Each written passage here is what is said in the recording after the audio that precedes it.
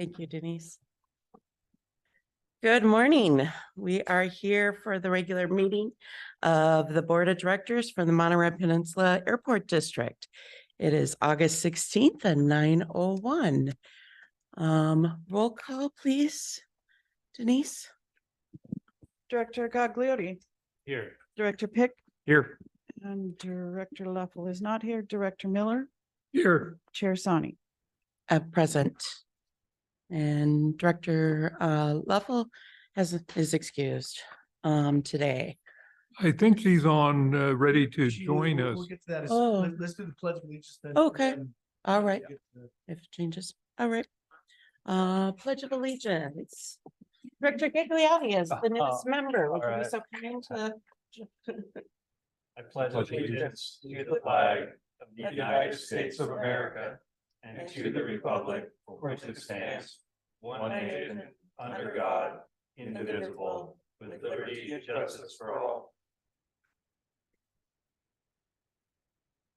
Communication and announcements. Sounds like Yeah, Madam Chair, there is an item for consideration to be added at this meeting. There are some, I did place a sort of a cheat sheet at the dais for everybody, or I'm sorry, I caused to be placed on the dais. The following item came to the attention of the airport subsequent to the posting of the agenda for this May 17th, 2023 August 16th, 2023 meeting. Pursuant to Government Code 54954.2, a request has been made requesting that the board take action to add this item to the agenda. And the item that is requested to be added is consider a request for remote attendance by a board member due to emergency circumstances. And the emergency circumstances is the following reason is medical. Board member Leffel is having a medical issue and would like to attend remotely for that reason. This is a two-step process. First is to consider adding that to the agenda. The second step is, do you want to then, having the item added to the agenda, do you want to then allow the remote attendance?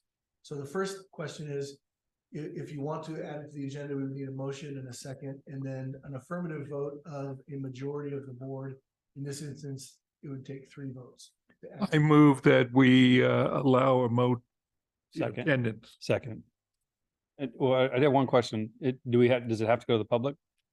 This is the public can comment on the item if they would like to comment. Yes. Great. Okay. So then do they comment before we actually make motions? Yes. No, Okay. no, it doesn't matter. All right. Procedurally doesn't make a difference as long as it's somewhere they have an opportunity to make a. Okay. So motion's been made and it's been seconded. so first and seconded, and we'll go ahead and take it out to the public if there are any comments for it. And again, this is to allow remote attendance ultimately for a board member for emergency circumstance, and then also for public comment for everyone. Correct. That would, if it's approved, it would open it up for public comment via remote means. Yeah. Okay. And I know that this is on our agenda later to just have a discussion, and it seems like this is a good example of why we maybe want to discuss this further. Perfect. So, so again, I'll open it up to public comment if there is any. All right, seeing none. Scott, can we just open it up to those that are in attendance, just in case they want to say anything at this point? You can, I didn't see out any of- hands raised, but yeah. Yeah, you certainly let's can. go ahead and just make sure there are no hands raised, just out of abundance of caution. And still don't see any hands raised, so we'll go ahead and we've got a first and second and a roll call. Okay, Director Gagliotti. Aye. Director Pick. Yes. Director Miller. Yes. Chair Sani. yes. So then the second part, The second part is, now that has been added, now this is the consideration of the request for remote attendance. And again, separate from adding it to now that it's been added to the agenda, a request has been made by Director Leffel. She is not able to be personally in attendance because of a medical issue, and she would like to participate at least as to, some of the items on the agenda. And if you'd like to allow that, again, similarly, under the Brown Act, it requires a majority vote of the total of the board, which in this case would be 3 affirmative votes. okay, do I have So moved. questions? I'll second. As was previously mentioned, should this be allowed then for every item on the agenda We will have both in-person and remote comments that can be made. And it also converts every vote that would be a roll call vote. There would be no, just, okay, how does everybody vote? I think we most, Yeah, okay, so every make vote sure. would be a roll call vote. okay. All right, I'll go ahead and move it out to the public again. We have a first and second. And seeing no hands raised, as well as no one in the audience wanting to speak. Sounds like we have, And I believe I heard a motion by, Yeah, by motion. Chair, by, No. Miller, Miller. Director by Miller, Director and then, Miller, and a second by Director Pick. yep. All right. So roll call on that, it sounds like. Director Gagliardi, Aye. Director Pick, Yes. Director Miller, Yes, Chair Sani. Yes. All right, and she'll get promoted or whatever.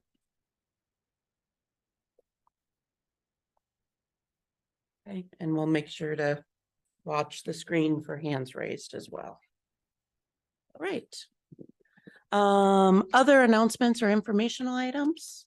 I do. Just so that you are aware, at your seat at the dais, we are beginning to plan the housewarming for the new art station. Aptly named, I think, by my staff. So September 20th at 1 o'clock, there's some gathering information on the flyer as well. But we'll have a good time opening up a brand new fire station on September 20th. So please mark your calendars. Great. I'd like to recognize, we do have some of our firefighting team from Monterey, the city of Monterey in the audience too today, and appreciate you guys being here, and shall be a fun housewarming for a new building. Will the, I have a question through the Yes. chair. Will the antiques that are in Exhibit A be installed in the new art at the time? I'd like to see some of those. You'd like to see some Yeah. of those, okay? Okay, all right, yeah. Any other announcements or informational items? John, did Director Giglio? Oh, yes, I did. I'm sorry. I'm so, no, that's it. Yeah, I have a hard stop at noon, and so I would like to, if we could make some considerations, if we have things that need to be moved, or if we feel that we're going to get through the agenda before noon. Maybe we can monitor that at Yeah, why don't we do that? 10:30 and Sure. kind of see where we're at and Yep. go from there. If Sounds that good. works. I appreciate knowing your hard stop. I also wanted to recognize the district and the airport for the government and public utilities and transportation category awarded by the Monterey Peninsula Chamber of Commerce. We did receive letters of congratulations for that.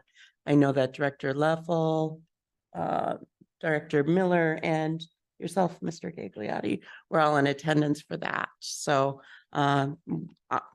honored to have that award and recognition within the community as well. All right, seeing no other comments or informational items.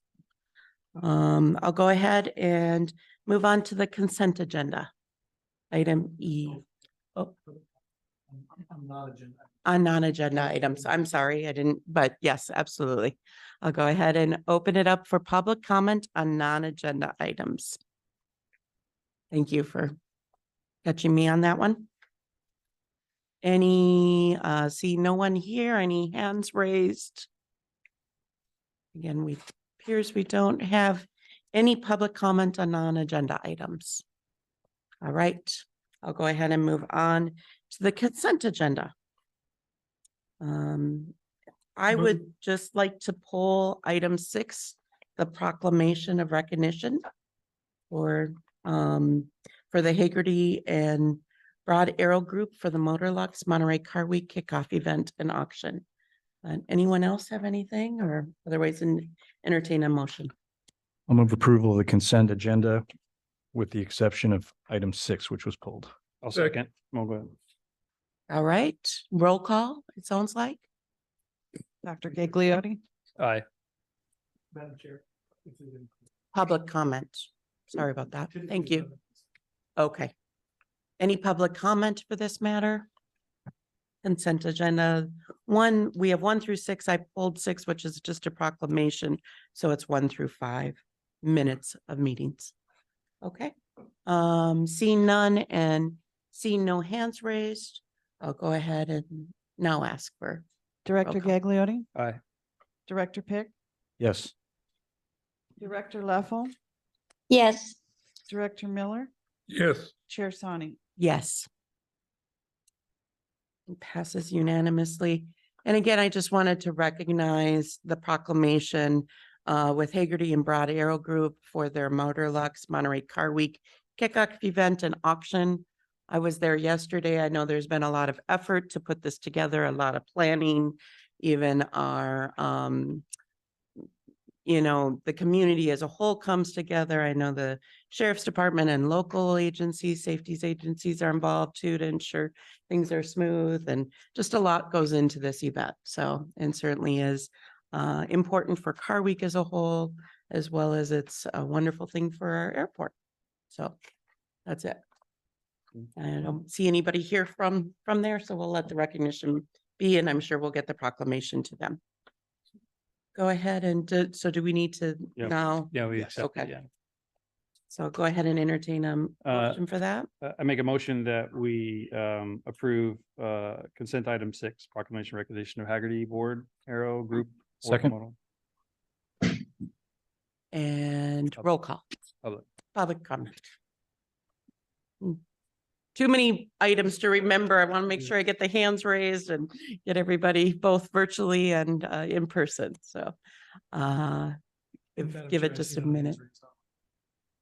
You see I none? see no hands raised. Yeah. Okay. And the panelists, we can see both of those? Okay, just confirming that. All right, because it's a different screen view. And I don't see anything in the room, so we'll go ahead and do roll call. Director Gagliardi, Aye.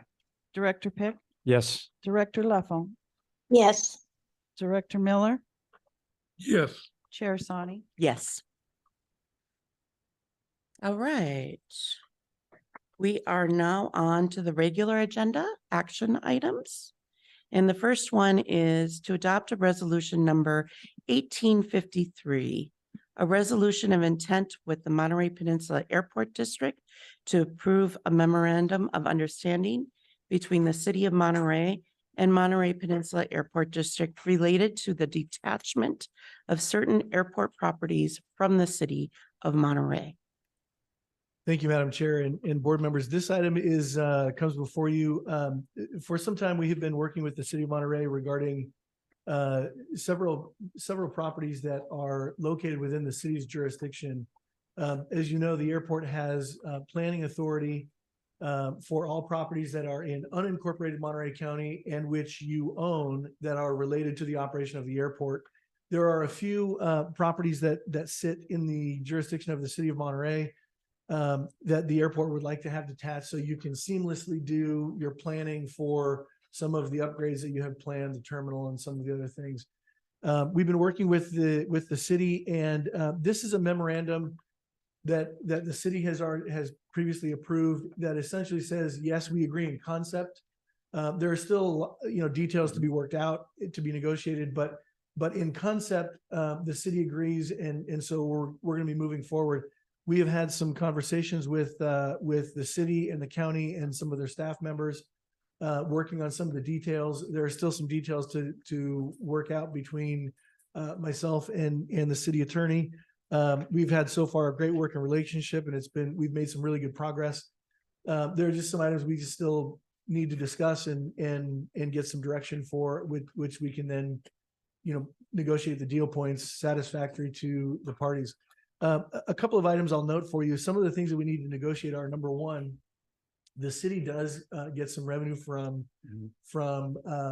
they get property tax revenue, and because the airport owns these properties, to the extent that they're being leased to private parties, they get possessory interest tax, which is separate from property tax. It's an alternative calculation of property tax. And then the larger one, though, they also get is the city has passed a business license tax, which again does apply to that property. All in the rough back of the, back of the napkin, sort of, rough calculations, ballpark about 25,000 per year. And then of course, there's some other details that we still need to work out related to, maintenance of roads, ownership of roads, who's going to take care of what. There's going to be, I know the airport would like to, I'm sorry, the city has requested and the airport agrees to put in a roundabout at the entrance of the airport, not Olmsted and 68. That's a separate roundabout that TAMC wants to do, but at Garden Road Garden. and Olmsted. Yeah. There are some issues we've got to work on, related to, I think there's one corner of a parcel that may need to be given by the airport over to TAMC for them to do the one at Highway 68. But anyway, those are some of the items we have still to negotiate. So far, we don't see any deal breakers in there, but again, we've got to just work out the terms of it. But this again would in concept approve the MOU. All of these items to be negotiated will come back to the city and to the board for confirmation once we resolve them. This does not mean that any party waives any rights related. For example, if we decide, if the airport let's assume detachment happens and the airport wants to build something there, they can still make comments and still, have issues related to CEQA and other, environmental issues, other planning issues. One of those things are available to anybody anyway. So like I said, this really is intended to just say, yes, we agree in concept. Now let's move forward to the next step. But all of the items that we negotiate will go back to the city council and to you for confirmation. So with that, I'm happy to answer any questions you may have on the MOU. I will say this, by the way, detachment is fairly rare. In fact, we've only found one instance that it's happened previously. And it was not really related to this. It was sort of just a remnant parcel that was moved to be attached to some other property. Different than this, but it is quite unique. Usually parcels are in a sphere of influence. They get added to a city and out of county jurisdiction. And this is sort of just the reverse of that. So. Before we open it to the dais, I'd like to go ahead and take it out to public comment. Sure, if that's happy to. okay. So we'll go ahead and take it out to public comment. If you're online, go ahead and just use the raise the hand feature. And again, for anybody in the room, please stand to the mic. And Madam Chair, I see no hands raised online. Mr. Usler, good to see you this morning. Welcome. Good morning. Yes,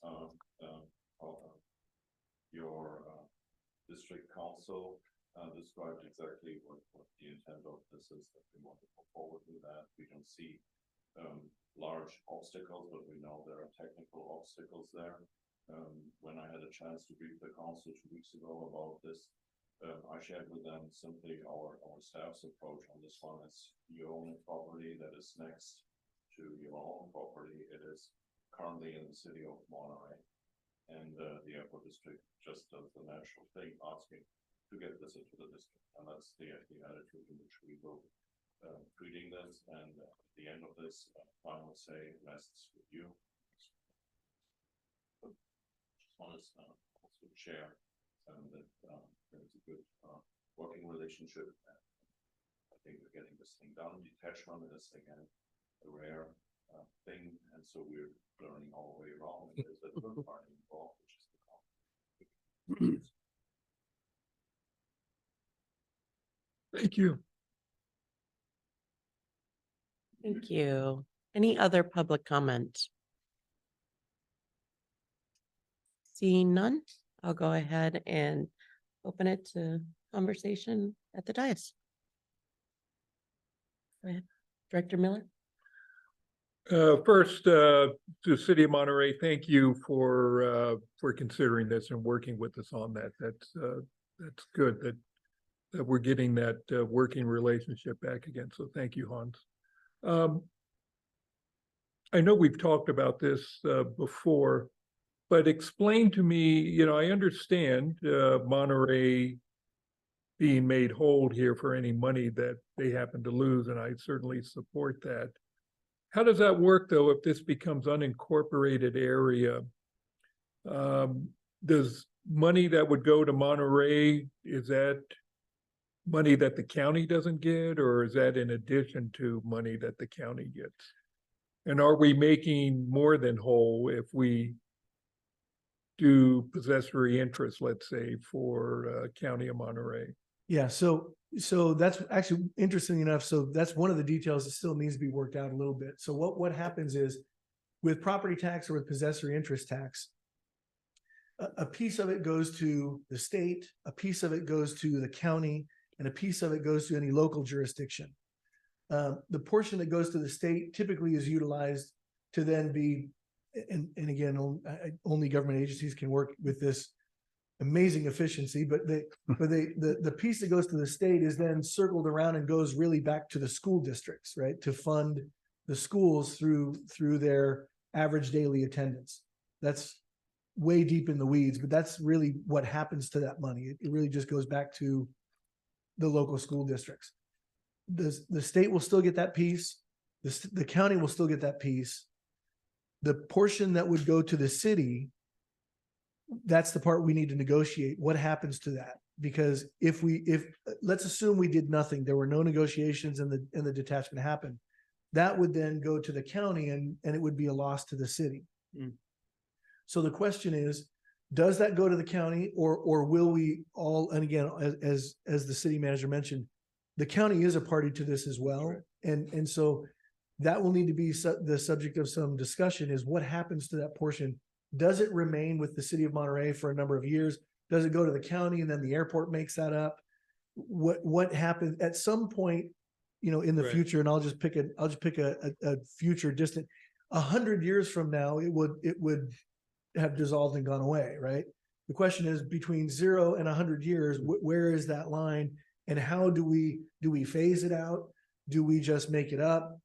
Now, I will tell you, we're sort of in a fortunate position, because all the parties are in a fortunate position because the dollars we're talking about are very small, relatively speaking. Typically, when you have an incorporation, you have large tracts with lots of businesses, and you have a lot of property tax at issue. In this one, you've got really only, of the 5 or 6 parcels we're talking about, only one of them generates possessory interest tax, and only one of them generates business license tax revenue. That's it. And so, fortunately, we don't have a massive issue to deal with. And the numbers, relatively speaking, are quite small. But that is one that we're going to have to negotiate and figure out. And Yeah, just hit me what happens with that. But like you said, we're not talking about a lot of money here. yeah, you're talking in today's dollars, about 24,000 is ballpark what we're talking about. We've spent more than that talking about it. You very well could. Yeah. And quite frankly, and again, you've got 2 components, because the business license tax, the county, to my knowledge, does not have that, right? So that would be something that would need to be made up in whole, because once it's detached, it goes away. It isn't going to be paid. Yeah. It's really only the possessory interest tax that we need to really figure out who gets it, how much, and do we stagger it? We'll have to figure that out. Yeah, it's a deal point. I mean, yeah, exactly. And that, by the way, is the smaller of the 2. My recollection, that's in the $7,000 or $8,000 range. I think it may have been on the staff report.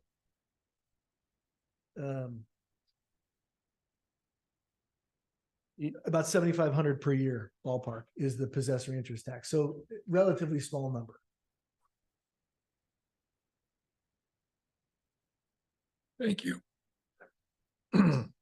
Other questions, or Does Director Leffel have any questions? don't see her hand raised, but Okay. certainly good point to confirm. Director Leffel, do you have any questions on this item? Yeah, if you're muted, so raise your hand and we'll, okay, nothing shit. All right, Yeah. I have no questions. thank you for clarifying.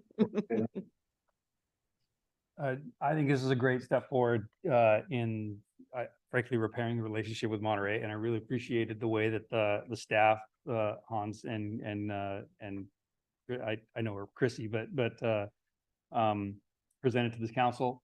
And I also appreciated the deliberation that the council made. I think they were thoughtful. And again, I think that this is the first step forward in the right direction of repairing this relationship between the airport and Monterey. And I really appreciated you guys, doing this. That's really kind of it. I'm in full support of this and full support in making Monterey whole on this and coming to an equitable arrangement between the three parties. We committed to that. Thank you, Chair. I want to echo what John said. Thank you to the city of Monterey at the staff level and at the council level.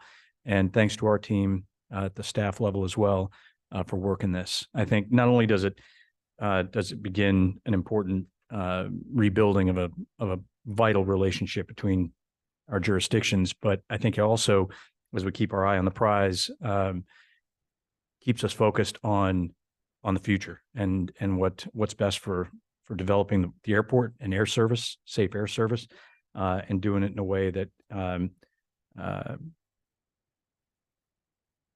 that allows us to make the improvements needed in our master plan, working with the city. So thank you again, and I'm fully supportive of the move. Thanks, Chair.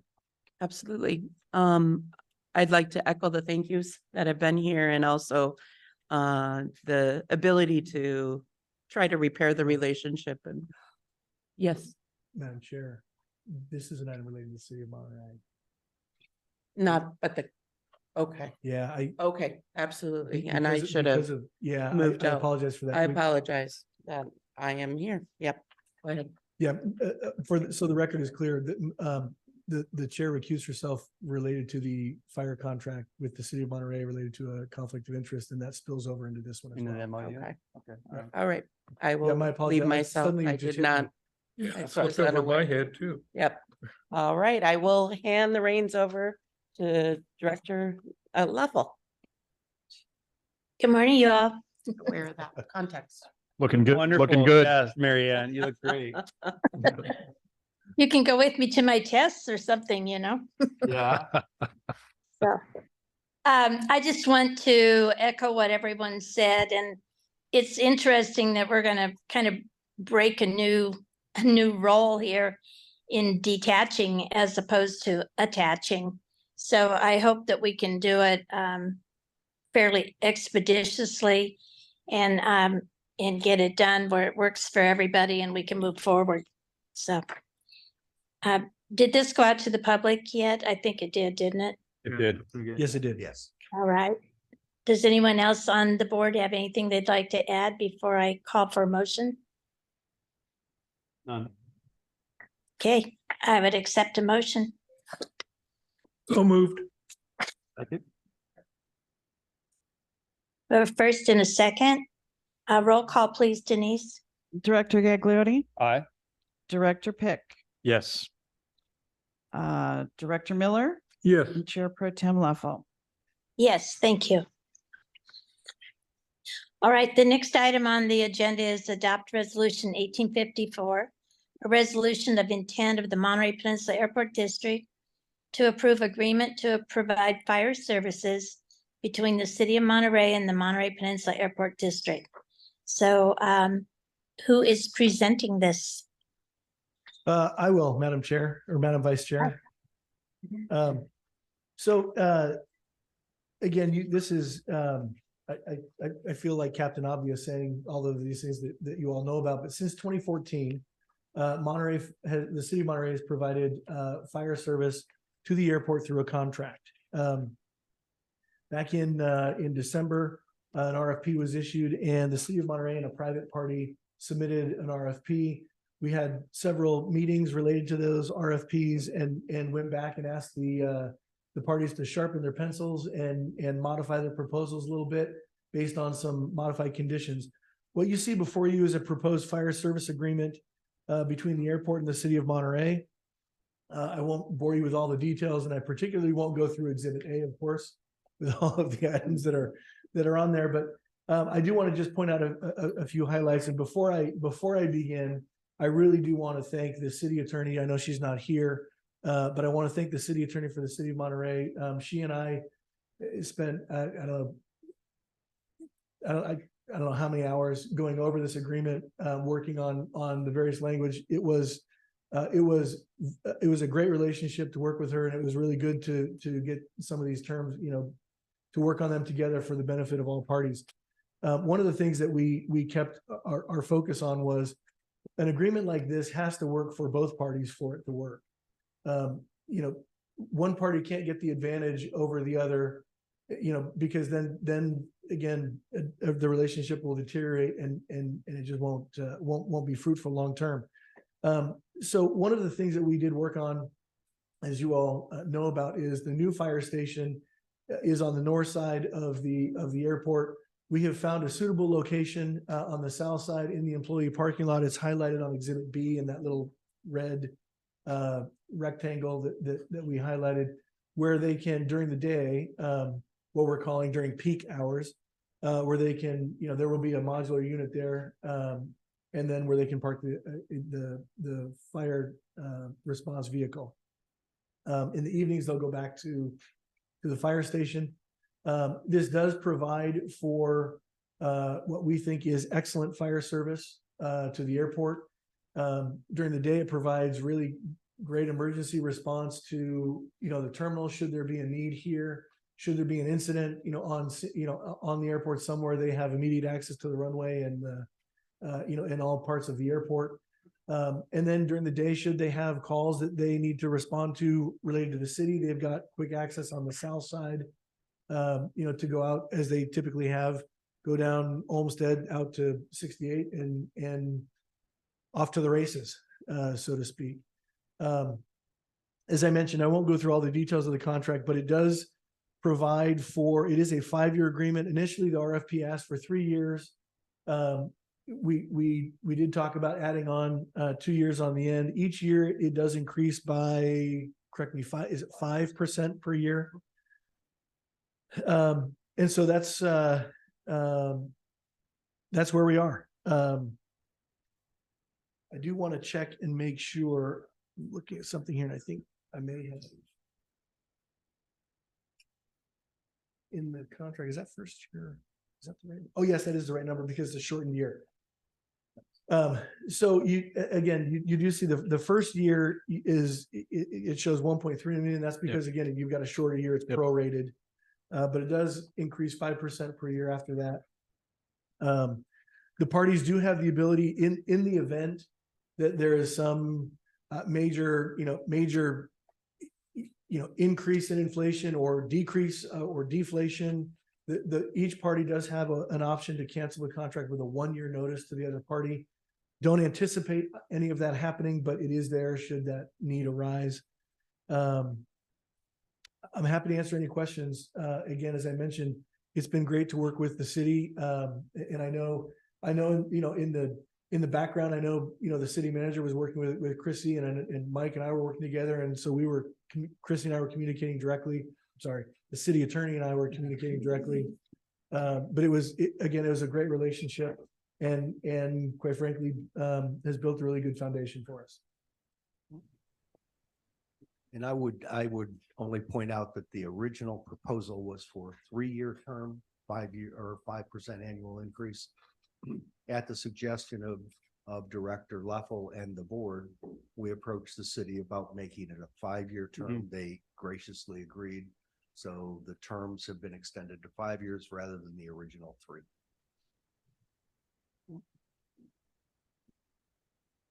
All right, I'm going to open it up to the public. If you could, if you're in the room, step to the microphone, and then I'll take the people who need to raise their hands after that. In keeping with the theme of the day, of cooperation and rebuilding relationships, I want to really also personally thank Scott for literally spending hours working through some of the details. When you start looking at details, some of these things can get rather complicated, and we need to take operational considerations for both airport operations and fire service operations into how they work together. And I think we have something that's very workable. I think it's something that's going to work well for the airport and for the surrounding communities, which was what the intent was. And so once again, really thank you for your efforts and the can-do, we're going to get this work out attitude and willing to put the time in. Also with the rest of the staff, we're working out details like how we're going to work out where we put our engine on the south side during the daytime hours. I think that, it's not the ideal solution, but it's given all the circumstances and the constraints, et cetera.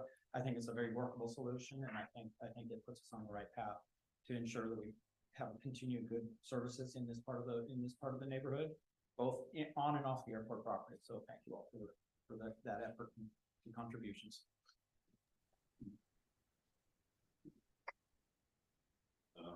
Director staff, also thanks from us, the city of Monterey. Marianne, I really hope you're back in the boardroom soon and wish you well, whatever you do, but you're quite the trooper there, attending a meeting from where you are, so best wishes for all of you. But my heartfelt thanks also to the whole board. It was quite an interesting process, but I think we all came out at the right end and keep continuing on the path that we started walking on again, and realizing that it's best to live in peace with each other and have great partnerships. And when the airport is in the state to the council 2 weeks ago, in the economic heart of the peninsula, bringing in tourists and feeding into various cities here to our hospitality business, as well as this amazing transportation for many of us to get our town. So having the fire protection services here, staying with the Peninsula firefighting force makes a great deal of sense, hopefully for all of us. And again, thank you to everyone in this process. Thank you to your council as well. Showed a great deal of patience and skillfulness to get this over the finish line. So thanks again. Thank you.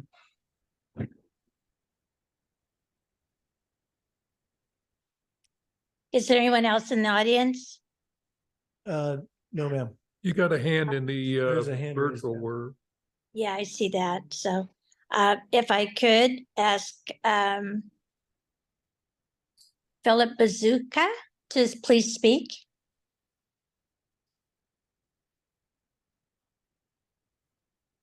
There we go. I think I'm unmuted now. Hey everyone, my name is Philip Bazooka. I'm one of the vice presidents with the Monterey Firefighters Association, the labor union representing your firefighters. The theme of the day, I'd like to thank the board for their diligence in weighing this important and complex issue. We'll continue to advocate for the highest level of service to the airport and our community. We look forward to continuing to serve the airport district and the new fire station. And that's all I want to say. Just thank you for this decision. Thank you. I don't see any other hands raised. Is there anyone else that would like to speak on this issue? All right, I'm going to close public comment and bring it back to the board. Director Pick, can I start with you, please? Yes, ma'am. Thanks. So I'll keep it brief. Thanks, City of Monterey. Thanks to the council and the staff. Great work all around. I think it is suboptimal. We got to recognize that there's a lot of complicating factors here, and the fact that we got to a workable solution in spite of all that is a testament to our collective desires to make it work. So, thanks. Thank you. Director Gagliotti? Yeah, I'll just echo what Chief Hans and what Dino all just said. I'm glad. I'm really glad that we kept this in the family. We've got local firefighters who live and work here. Their kids go to our schools. Our schools. We all go to this. Our kids all go to the same schools and everything. I'm glad that this is all just Monterey serving Monterey, and so I'm glad we got to a workable solution. So. Thank you. That's it. Thank you. Director Miller. I too want to thank everybody for getting this across the finish line here. I mean, certainly if you had to lay odds that that was going to be the outcome, you know, I'm not a betting man, but I would probably bet against it. So I'm happy that it did work out the way it did. I do have a couple questions, Chief. This doesn't really seem like a long-term solution. Are you guys thinking long-term? I mean, working out of a portable building? How We're long do stuck you for 5 see? years. For 5 years? Yeah, I'm just curious where we might be 5 years from now. What do you think? Well, we do have the 12-month out clause. too, so- No, you're right, it isn't an ideal long-term solution, and we certainly are looking at what might be a viable long-term solution, and I know that our relationship is somewhere where we can come back and say, hey, we think we might have something that's gonna work just as well for everybody, and might be a better long-term solution at some point, but just like with the detachment thing, there's a lot of stuff that needs to be worked out, a lot of details that need to be worked out, and so this is a good interim space until we can work through that and find what is really the best long-term solution. Because a long-term solution might be an additional fire station. As much as I hate building infrastructure that with additional development. And so then we would certainly come back and revisit how can we, you know, modify the contract to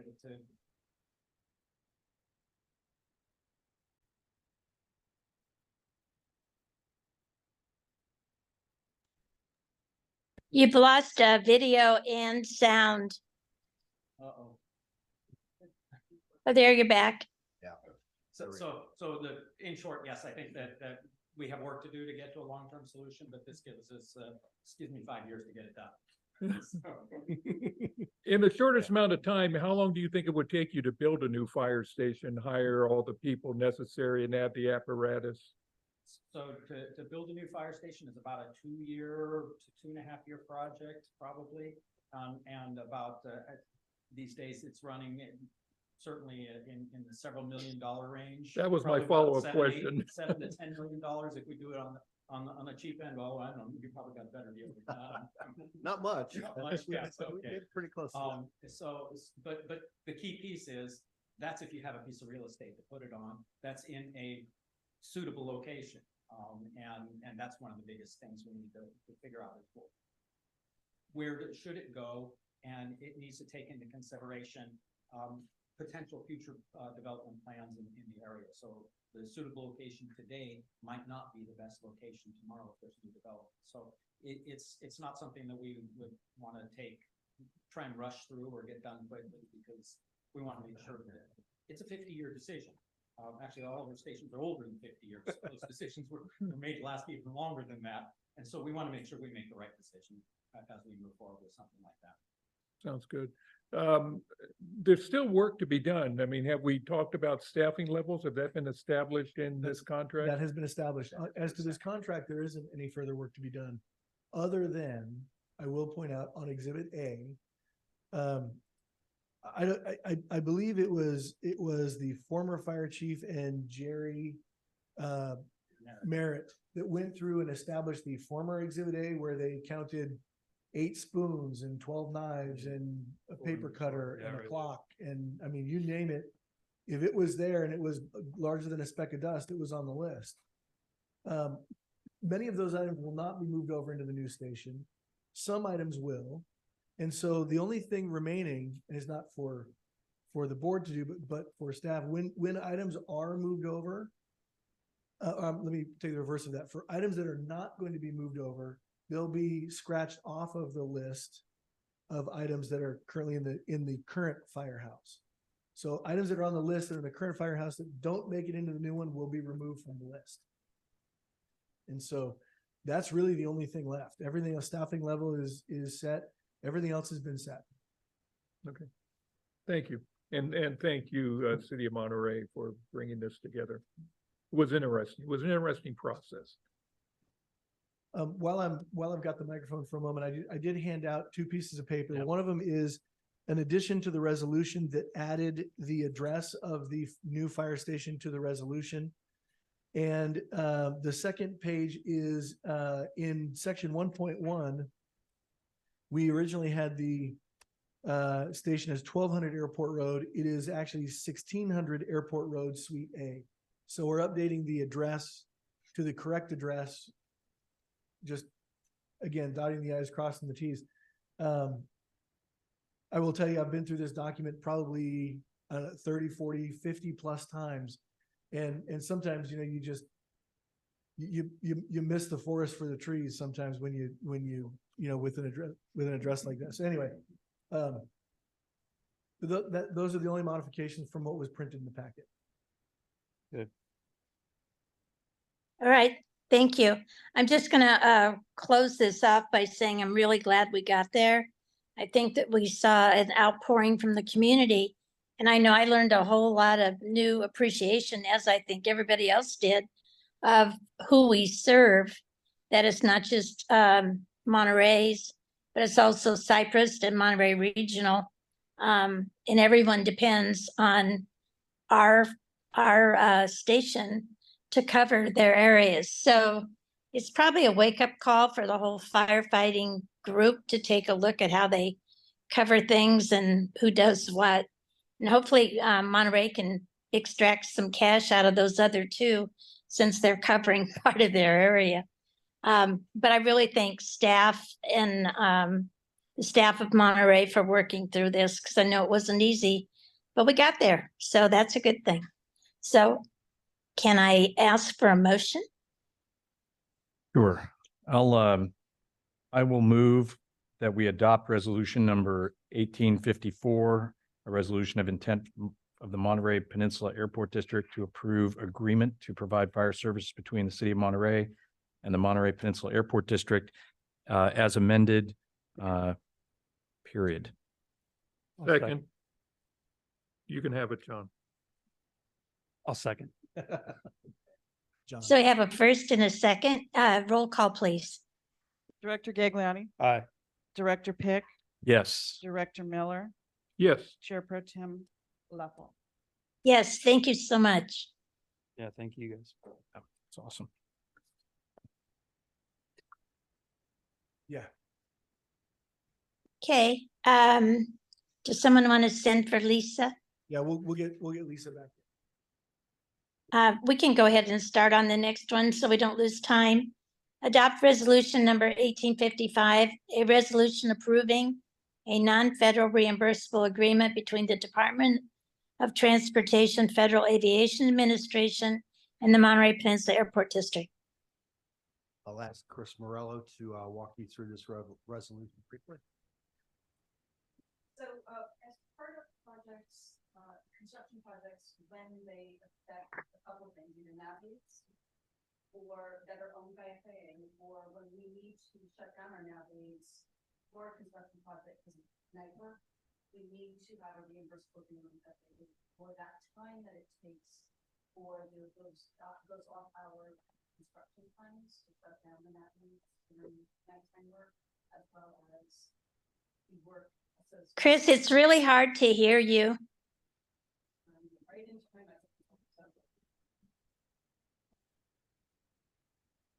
Try this one. Is this one better? Oh, much better. Thank you. So with the project that the board approved, the commercial ramp construction, which we anticipate will start this fall, October-ish. We have that contract in place. We're just waiting on the grant agreement. There's some work that needs to be done planning for the next phase of the project, which is the terminal construction. When we get to terminal construction, there is a cable that goes to our RVR site, connects the RVR site to the air traffic control tower that will need to be relocated. So we're planning for that phase now with the construction of the commercial ramp by putting in the duct bank work, so that then when we get to the next phase, it's seamless and FAA can then pull their data cable in the new location, and we don't have any issues with our navigates. As well with the phase of the commercial ramp, there is some night work when we're doing the reconfiguration of taxiways Kilo and Juliet and Alpha. So there is the need for some nighttime work and assistance from the FAA tech ops team to come and shut down our navigates. Because when we do night work, we shut down our runway. We don't shut down the airport, but we do shut down our runways. And that requires shutting down our ILS system when we do shut down the runway. So that's just a requirement of the components. So they come in, shut it down. In the morning, they come in and restart it every day as we're doing that construction. So that requires a reimbursable agreement with FAA to be able to pay for that. So the airport enters into the agreement, we pay upfront for it, they track the hours, and then there's a true up at the back end. And if we don't use all the money, we get a check back. At that point, once we do that, we can then apply for a grant for reimbursement from FAA, but not until all of it's been completed. Otherwise, it's money moving around that doesn't need to move around. Right. So this reimbursable agreement will be eligible in the future for reimbursement through a grant, but we need to execute it, pay for it, do the work, and then when it's trued up and we know the exact cost, submit the application for grant agreement.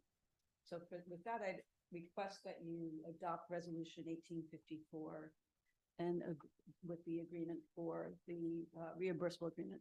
And it's not 54, sorry, looking at the wrong one, 1855. Yep.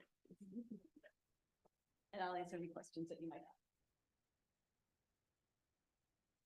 One question. Could I ask a question? Yeah, go ahead.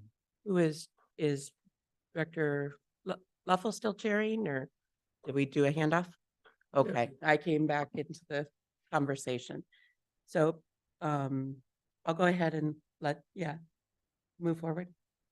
Okay, yeah, this is a typical federal cost recovery agreement. I totally understand that part of it. Is this floating or is this scope set for this activity? And then meaning that, and the reason that I asked that is that there's going to be several opportunities that we're going to be in the situation with FAA. Is this something that can we just put this out there as a fund to just use it, and that we don't have to continue to keep authorizing the individual cost recovery resolution? I would say yes and no, depending on how much of this gets used. Yeah.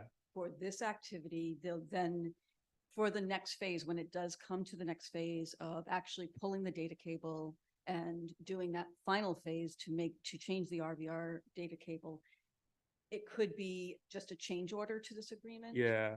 But it has And to be. or an amendment to the agreement to add more funds to it. So to be determined as we get more into that phase of the project. Thank you. I understand that, but it is attached to the scope and the connected axis of that scope. There isn't something, it's, if we're going to be moving anything else, we're going to have to do another one. No, it is scope specific. Scope specific. All right. Okay. That was the answer to it.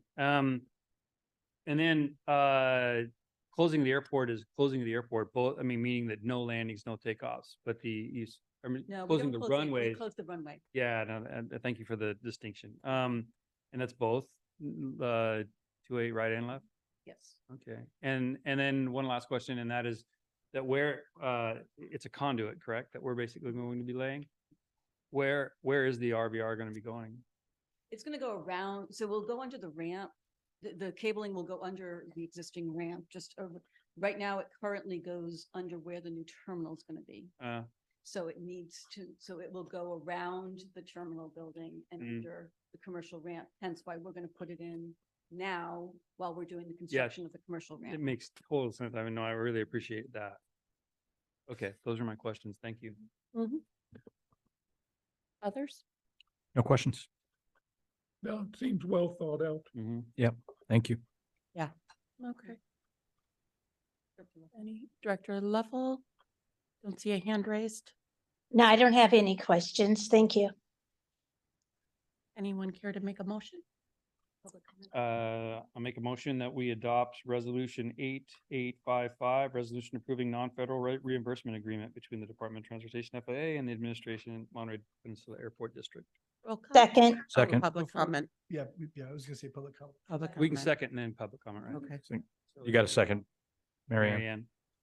Yes. And I'll go ahead and take it out to public comment. Anybody online like to make public comment?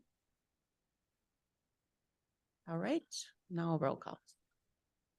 Dr. Director Caglioti, Aye. Director Pick, Yes. Director Leffel, Yes. Director Miller, Yes. Chair Sani. Yes. Before we move on to item number 4, I'd just like to state for the record, I've not recused myself from all items related to the city of Monterey. I recused myself from the fire contract discussions in the spring as I co-own a business in the city of Monterey, and we were in tandem with a pending business permit application. I know we've had emails exchanges about this. That application has been resolved, and that is the reason I was in attendance for the first matter. I don't quite understand, but we can address that. Again, by no means did I intend to impact my recusal originally. All right. Recusation. All right. Item 4, adopt, that is, no, that runway safe we just did. No, So did we, not. no, Yeah, that's we the- are number 4. Thank you. Okay, Did that federally? this is a program that, again, I will let Chris Morello walk you through, but it involves an inspection of the runway safety areas that we have, and Chris will take it from there.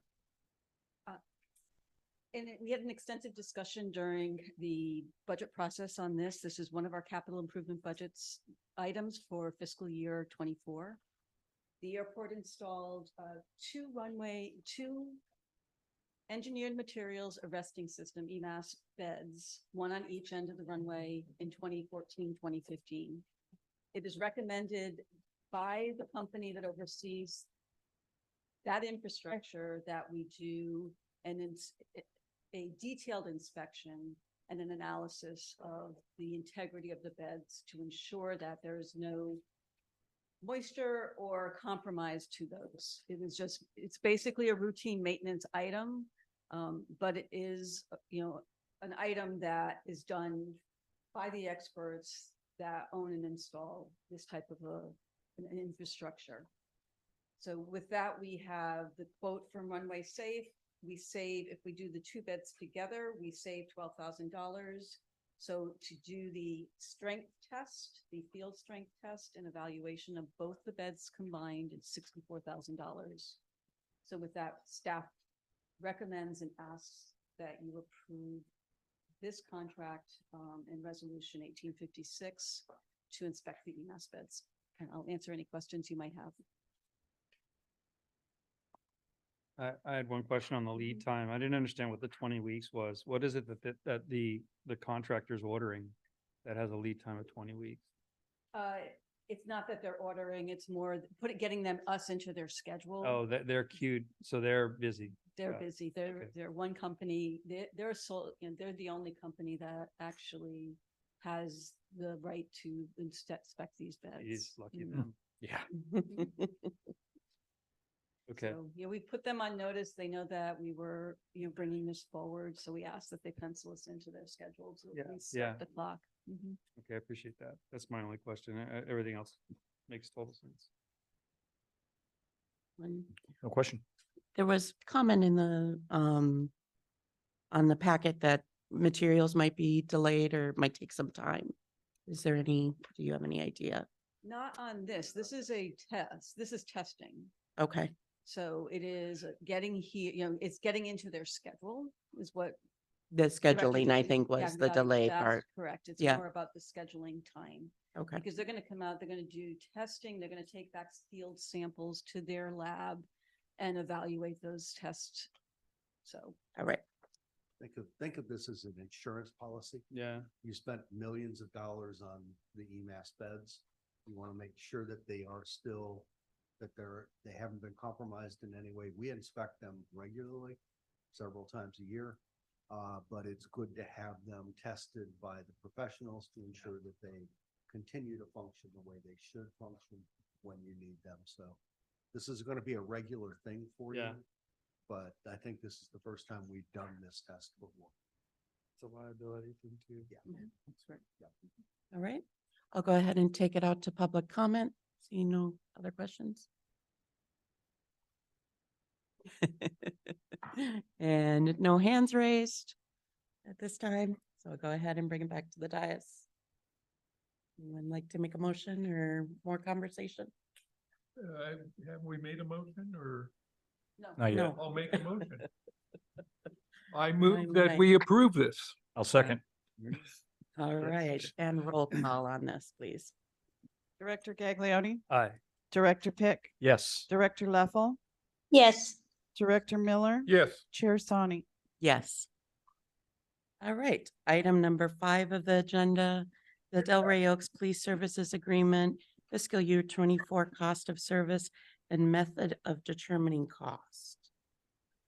Mark Wilson will walk you through this. We cover this in the budget process, but there was a request to daylight it again for your ratification. So Mark is prepared to do that. I believe we had a conversation too that for items on the agenda that there's a little bit of just in the packet, some information provided. So in the future, I would request that. Or we can have a discussion as a board if that's needed. Apologize, I thought that was in, so Okay, anyway. it is not. So just to refresh our memories, the current agreement with the city of Delray Oaks on police services was entered into on October 1st, 2018. And Mr. Wilson, do you have something to present to us? Just, can we put something on the screen or anything? I do not. Okay, I'm gonna suggest that we move this then, because we've had conversation about this on the dais, that it's hard to assess and to capture all this information. It would be really helpful to just have something to view, unless others on the dais feel otherwise. I guess I'm stepping into this a little behind the 8 ball. I don't understand. What's at issue, if that can be explained? The cost of the services and the methods. That's what I'd like to know. Is it what's at issue that we need to discuss? Well, the agreement came back up, and then it's been my request that contracts that are coming up come before the board this year as chair. It's been something that I've seen as a need in the past. And then on top of that, last month, I believe, in the meeting or 2 months ago, well, we as a board agreed we did want to have current information and a presentation at the last meeting. And ultimately, incorrect numbers were described at the meeting. So I'm just looking for more context. Understand. And it's hard, as one director, I will say, it's very hard for me to disseminate just verbally. I tend to like to look at a visual and also have verbal discussion, and I've had requests for this in the past. Okay. I mean, I don't mind moving it out to I mean, if it's the. And just the board's pleasure. it is extended. I know that the contract is extended, but I think the awareness of the board of what's currently in place is important. Yeah, the But again, contract is I'll in leave- place, right? Yeah, I'll leave the, Yeah, the contract has not changed since the board adopted it. It does have a rollover provision, which an automatic rollover provision, which occurred.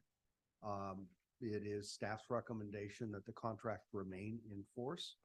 It does have a provision for a 1-year termination, and that requires a letter from the executive director to the city to terminate. Beyond that, we annually get we get a budget from the city of Delray Oaks. Their budget is, we pay 50% of the police budget for the city. In return, they provide police services on airport. It's been working very, very well. And as we've articulated a couple of times, the relationship between Delray Oaks Police Department and the airport is very positive. They provide us with excellent service. We're not displeased with the contract or the services that we get. This year, we did see an increase in the budgeted amount that was assigned to us, and we're still working through that. But I will tell you that the number is higher, and we've gone through this in the budget process. The number is higher by about 24%, but there's a purpose for that. There's a reason for that. For the last 2 years, the city of Delray Oaks failed to adjust their billing process to accommodate their new budget. So we've been paying on a budget that was 3 years old. They undercharged us. They Yeah. undercharged us. Very good. That's what I So understood. now they're actually adjusting to charge us appropriately. They are not trying to recapture any of the lost revenues because of their clerical mistake. They are simply saying, this is our budget this year and your portion is 50%. The final remaining thing is a discussion about unfunded accrued liability, and the contract does not afford the city of Delray Oaks to charge the airport for UAL. They have embedded about $50,000 into the contract. I think that number's close. It's For 100, UAL. 102 of which we would have 50%. So our portion of that would be $51,000. We're objecting to that because the contract does not allow for that, and nor does precedence. That's the remaining issue between us, and we're continuing to work through that process. I mean, Chair, notwithstanding the concern, which I acknowledge, of print material to support a discussion, I am curious specifically why we want to discuss this. And if I recall, it had to do with incorrect numbers being presented at some point. But do we know, can we talk more about that and just understand the issue at hand? Because I don't think what you just laid out, I think, has been laid out before. We all understand it. Yeah, I think the only delta there was an incorrect number that I presented to you in an email where I pulled the fire contract cost instead of the police services contract cost. And I corrected that in an email later saying, oops, my bad. And I apologize, I do make mistakes. So that's the only difference here. But the true numbers were presented at budget, and the true numbers are what we are working with today. There's no blend between, and that was my mistake. And I'm hearing, but there still is a concern or a matter at hand. Yeah, this is something that we as staff work our way through to continue the discussions with the city of Delray Oaks to get resolution. If things change in the terms of the contract will be brought back to you. But right now, we are not proposing to change the terms of the contract. We are working simply through the dollars and cents of the relationship. And Through the chair, the term that you guys are working out with Delray Oaks is outside the existing contract today. And so this would be, if you guys came to some sort of resolution, it would be amended or brought into be a new contract. Yeah, if we Potentially. have to, if the resolution requires a change in our relationship, that contract will be brought back to this board. We don't have the authority to change the contract. Yeah. We do have the authority to negotiate the cost of service, and that's what we're doing right now. so I'm going to go ahead and I'll see where the board takes it. But I'm going to go ahead and move that we just move this to the next meeting when we have a presentation, something documenting what's been said and that we can digest it prior to the meeting. Again, this is my goal, to have more effective and efficient meetings, because I think we can have less conversation and have maybe conversation, directly with the executive director before a meeting, to clarify things. And again, I'm just trying to have our meetings be more efficient in many ways. It's an unusual circumstance. We have two gentlemen on the board. You're our newest members that are both very familiar with Delray Oaks too. And, I did this for I did this really because the board has changed in a large way. Totally get it. That I requested this at the beginning of the year, that any contract that came up, even if it was an automatic extension, would just come before the board so that we have understanding of what's out there. So that's Can I make one ask then of the chair? sure. To that point that you just said, I mean, Dina and I wrote this contract and I actually approved, I was on. Yeah, the approved that, body. I've wondered that. Yeah, exactly. So, So, I mean, and to that, maybe district council can comment on that. to that point, this side of the dais is very familiar with this, and totally understand, what's going on there. Maybe, I absolutely support your efforts to make the meetings more efficiently and also if presentations are going to be made that I'm also a visual person and I learned that way. So I would like to see that too. But on this particular point, that maybe we punt on this one, but going forward on any of the others, I would support 100% on that. Is that? Chair, I concur. If you're doing this for our sakes, I'll speak for myself. I'm doing it for my sake as well. Okay, all right. I don't Alright, need it, then. but My feeling is that maybe it's a little bit premature. Maybe once we get the UAL discussed and this thing is complete, we review it at that time. Right now, we're just operating under the existing contract, so there's really nothing to approve here. No, there's no board action required in any of this. It's an information item. It's informational. No, Yeah. I understand that.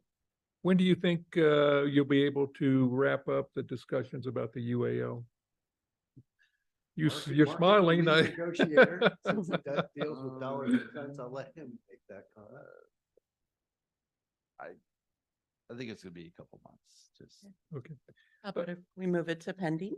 Yeah, that Yeah, sounds good, maybe. but I also detected a question in your voice because of the role of Mr. Gaudiani that maybe you see a potential conflict there. Is that what you were asking our Well, council? and Mr. Pick being previous city manager too, so Yeah, Yeah, so let me address that. The conflict of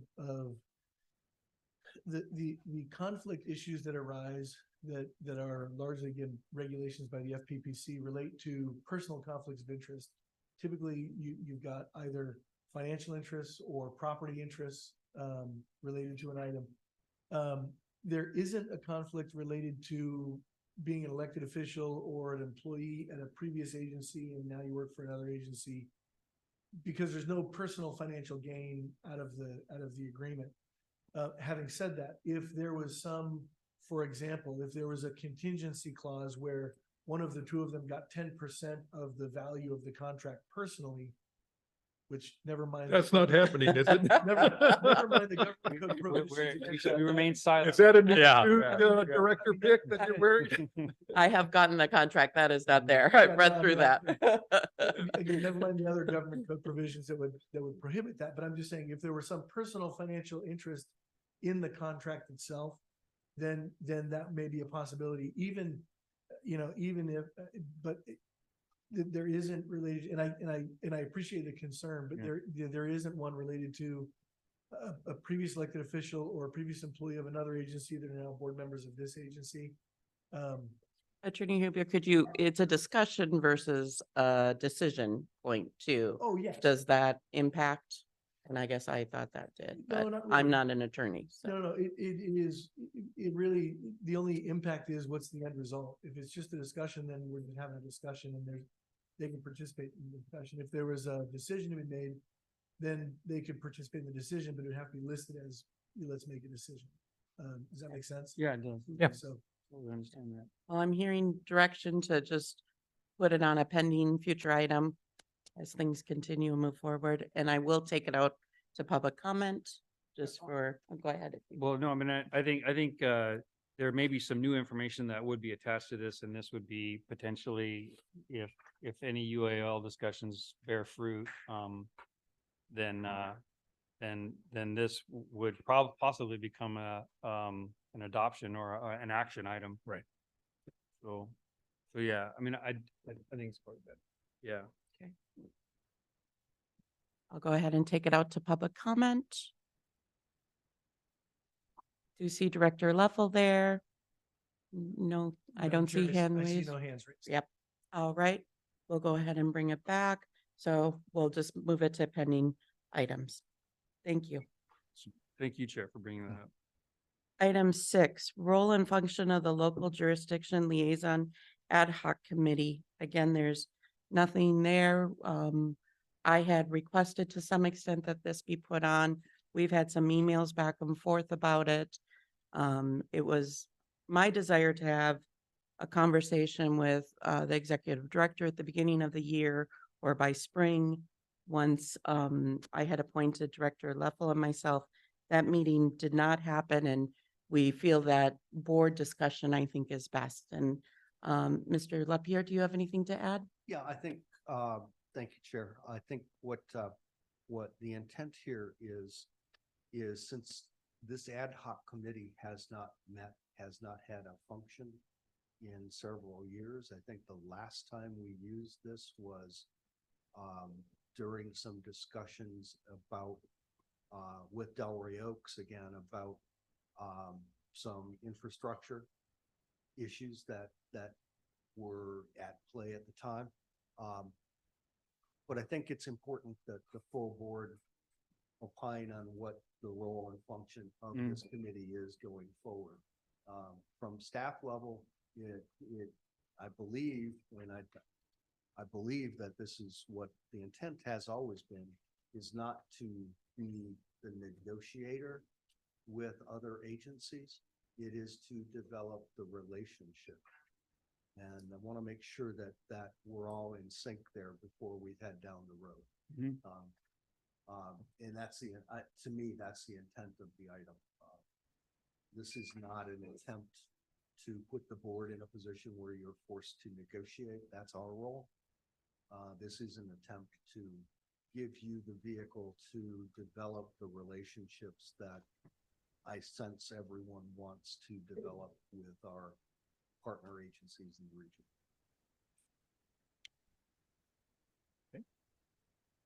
I see a hand raised as well, and I see a finger raised over here. Director Leffel, we'll go ahead and let you speak. Thank you.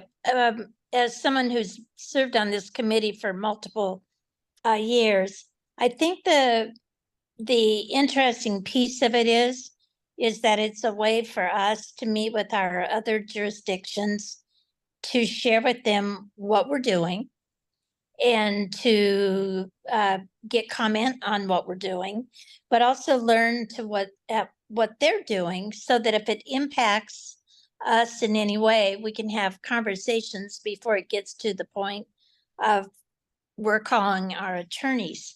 So I saw so much good come out of these meetings, and sometimes it's just a meet and greet and get to know each other a little bit and more educational. And then other times we had some things we were able to help Delray Oaks with their problem with their storage yard, which cleaned up a lot of their blight along 218 and actually helped them have some revenue. And I see things that have come out of it that are really positive. So I'm not sure where the disconnect is between staff and our chair, but I honestly don't think it's that hard. I think it's do you want to meet with us? Would you like to know what we're doing? And then see what comes of it. And if someone needs, because they feel that is not transparent enough, the agenda is meet and greet, share projects, and move on. You don't know where the conversation is going to take you, quite frankly, when you start exploring ways that you might work together. So that's my take on it. And I do believe it's important. We shut it down actually because the city of Monterey told us they were tired of talking to us. They wouldn't talk to us again until we had sued Delray Oaks. We did not do that. And we spent time proving why we couldn't do that. But then we had COVID, so we quit meeting with everybody. But I do believe it's important that we reestablish that and that we get to know our neighbors better. And I think good communication is really the key to all of us working together. So that's my 2 cents. Thank you. And if nobody said, we hope you are healing and feeling better and getting the great care that we know is available in our local hospitals as well. And she just told me I've got another day here, so keep on going. No Okay. party tonight then. I've got- Yeah. House, Food is so good. I'll go to Director Gagliotti and then Do you want to? Go ahead, go Director ahead. Miller. So, I mean, full disclosure, I will sometimes have a drink with Tyler at the Blue Note, and I have cigars with the mayor of Delray Oaks in just up the street. And in both cases, both mayors have said, we got to put this thing back together. You know, I mean, it to everything that Mary Ann just said, it used to be exactly what the two new mayors are advocating for, but it got weaponized, and it got weaponized in our little district, and for reasons that have nothing to do with working together. And so, and I apologize for that. It was, you know, I tried as I might to prevent that. You know, Well, and we took a lot of arrows to try to kind of keep that up, but it got turned into a backroom deal, you know, designated as a backroom deals meeting and an old boys network and everything else. It needs to happen. It needs to be this very open forum, you know, because I mean, frankly, it's happening, you know, I mean, when I'm having a drink with Tyler, we talk about stuff, right? I mean, we live in the same neighborhood, so, or we live in the same town. So, but it needs to be formalized like that. So I think that the sooner the better that this thing gets reestablished, and make sure that it's defined, you know, as what it is, and that it's totally open, and that it's completely transparent, and, you know, bring your cigars. So I think, I mean, I think we should be moving on this as quick as possible. Yeah, and for your edification, I've reached out to the city of Delray Oaks, to the mayor and to the city manager, Yeah. and offered the opportunity to have that meeting. Yeah, Have not heard back from them yet, but I'm certain. I will talk to them. Director Miller? As somebody who sat on this committee for a long time and had meetings, I saw the benefit of it. And I don't think we ever got involved in negotiations, but there was a lot of discussions on what each of us was working on. There was a lot of interest.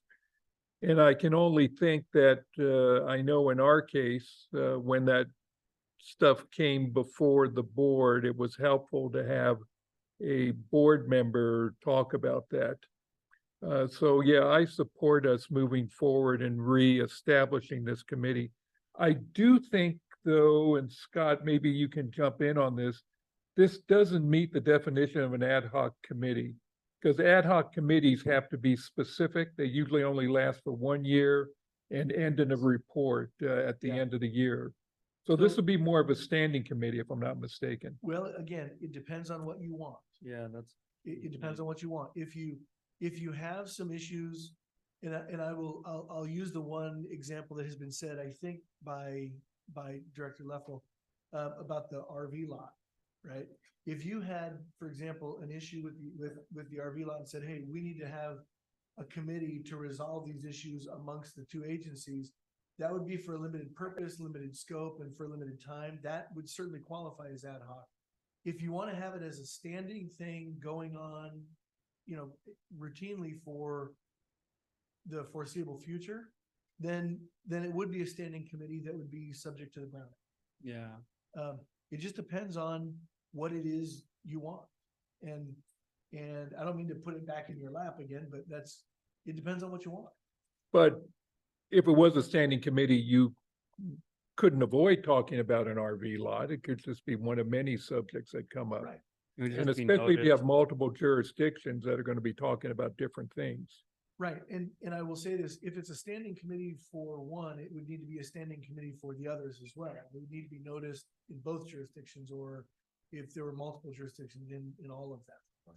Right. So what one agency does previously, and I will say this, previously, the reason the previous committee between the airport and Delray Oaks was an ad hoc committee that was related to the RV lot. Predominantly. There was a couple other issues we were talking about. And again, it partly got weaponized because of that, because there weren't agendas and minutes Yes, and some right. of those formalities. Not that couldn't happen again, but I would say I don't want to dissuade you if you have an issue, limited scope that you want to have an interagency ad hoc committee, then do that, right? The way we used to do it, we wouldn't meet with the cities of Monterey and Delray Oaks at the same time. Correct. We would meet with Monterey maybe 1 month, and then 1 or 2 months later, we meet with the city of Delray Oaks. And then we were talking about different subjects. Are you saying that this would have to be all cities coming together? If, okay. No, what I'm saying is, again, this is, I'll use the phrase that I sometimes say. It's your barbecue, we're just the cooks, Yeah. right? Whatever you'd like to see on that plate, say the word and we'll prepare, right? If you want an ad hoc committee, that's what'll be there. If you want, you know, a standing committee with just one agency and a different standing committee with another agency, say the word, that's what'll be on the plate. What we've done in the past, it gets to that free flowing of information and discussion. We've made it more informal. If it's the board's choice and you want to make it more formal, then we need to agendize, we need to go through the process. So does the other agents. Thank you, Chair. Okay. So, so I think, this needs to happen. It needs to be.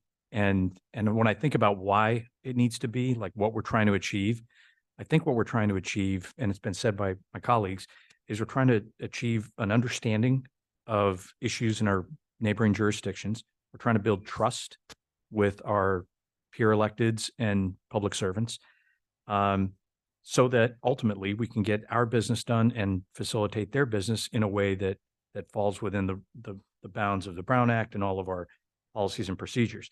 It seems to me that that is best done in a less formal setting. And so I don't know where that leads us necessarily into. When I hear sort of standing committee, that strikes me as a little too heavy on the structure, on the formality, noticing requirements, purpose. I mean, there's a lot that goes into a standing committee, staff support and so on. So I don't know where that leaves us. I'm not sure it's ad hoc either. So I'll just say, I think informal is better. And then as to staff, I think staff gets involved when it's appropriate, right? I mean, there were times when you and I sat in those meetings with our council members and directors, and there were times when we didn't. And I think that's appropriate, depending on where the discussion goes and what's involved. And then, of course, when it does start to approach any kind of decision making, getting it in a public forum, getting it agendized, getting it that goes to the transparency part of it, is important. Yeah, those are my thoughts. Oh, if I may, Mhm. sure. Just touching on that, I totally agree. It should be informal. And the sentiment that I'm hearing from the two mayors is that they want it to start as informal. When things begin to kind of gel, when they become, when issues get raised, when they become more maybe consequential, we have all of the structure to put in place to start kind of manage that, you know, and get staff time and agendize and make more formal. But just to have the initial discussions, just to put, you know, the Oaks and, you know, Casanova, Oak Knolls, all kind of in the same restaurant, just sitting around talking, you know, it's gonna take a lot of the temperature out of maybe some of the discussions that if everyone just kind of sits in their neighborhood and just stews over, you know, reading agendas. So I just think informal is way better, certainly in the beginnings, you know, certainly just to kind of get air these things out. Perhaps let me maybe make a suggestion. I'll float a trial balloon and I'll reserve the right to shoot it out of the sky myself. But perhaps what you can do is have just, you know, the again, select, you know, 2 members of this body and 2 members of, you know, and I'll pick on Delray Oaks since you two both were there before. And just meet on a random basis, just amongst yourselves, schedule it yourselves. And then when an issue does come up, a specific issue comes up, then we can add a dose of formality to deal with that issue. But, you know, but And then do the same thing with the city of Monterey and now, again, if one of the other agencies wants it to be more formalized, then okay, then, you know, we can work on that as well, but. I want to acknowledge, I appreciate that, you know, everybody certainly understands, and I know we as a board have talked about wanting to have mutual understanding and repair the relationships really in the community as a whole. We all work and live and play here, you know, and represent the jurisdictions that we do. And so I think it's really important. And that was my goal at the beginning of the year. And again, I was just really looking for how do we even start to reestablish this. We did have the challenges and some legal matters as well as COVID. And I had seen, and again, when I came on this board, it was functioning and in place. So that was the reasoning. Is there any way to do a hybrid where maybe you have at least once a year and then everything else just becomes ad hoc or anything like that? And I appreciate wanting the informal for the conversations but my thing was we needed to reestablish it. So I wanted the, you know, just a level setting or a reestablishment and then a reintroduction. Again, we know a lot of the people in the community, so it's not, you know, that sort of thing, but I don't know if that's possible at all, Scott? It is possible. Again, it would need the concurrence of the other agency or agencies, depending on if you wanted one of them or two of them. But yeah, can it be done? Sure. Because I think, you know, that my thought was, well, we've got to reestablish a touch point and say, we want to work together and we'd like to know what your concerns are, things of that nature. And then obviously decide how often we needed to meet or how we were going to. So that, so should we go ahead and kind of start there? Just maybe try and reach out to these different, and I guess the question is what agencies or what neighbors potentially, if that's Sure, if what I the may board ask a wants. clarification question, when you say start there, start in, I guess to me, first, there's that question is, are we thinking ad hoc or standing? No, I don't see standing Okay. ultimately, but I think we've got to have those initial meetings. So Totally agree with that. if we just want, you know, I mean, if Director Leffel and I, and if the board wants to see someone else on that, I'm, you know, open to listening to that as well. I have a full agenda too, so. Thanks. So then I think, well, I mean, maybe then there's even another question, is that do we even need to formalize ad hoc? Can we start with even just, no one is actually representing our jurisdictions, but we're having even a less formal kind of get together where we're just kind of talking. And then if any of the issues arise, then we can start to throw around that. I mean, That's kind of where my mind goes. yeah, I mean, are you comfortable with that? Because it's not, I think I know what you are asking to establish, and I think it's needed, is that there does need to be a forum. There's got to be in place. There's got to be something that that the neighboring jurisdictions can point to and go, you know what, that's where issues are raised and brought to the fore, and we begin to kind of come up with a resolution. But I guess what I'm looking to do, and maybe I can just do this maybe we can all just do this on our own, is just fleshing out the issues in a less formal system. How and why ultimately, to some extent. Yeah. Like, yeah, what we need to do and. Yeah. Okay. So, I mean, I don't and my have thing was clear- just, I thought we needed to, because again, being my tenure here was that it had dissolved Yeah. to a large extent. it got And lit on fire. COVID was a large part of that too. And I had heard from the board, and I know we had conversations even at our strategy meeting. We really wanted to just be open and be listening and, you know, working together again with our community partners. So, Well, I saw what destroyed it was the lawsuits, Yes. both from the city of Delray Oaks, city of Monterey. That's what really stopped us talking and meeting. And I mean, even under a different general manager, executive director, these were always agendized meetings, and the public was invited, rarely showed up.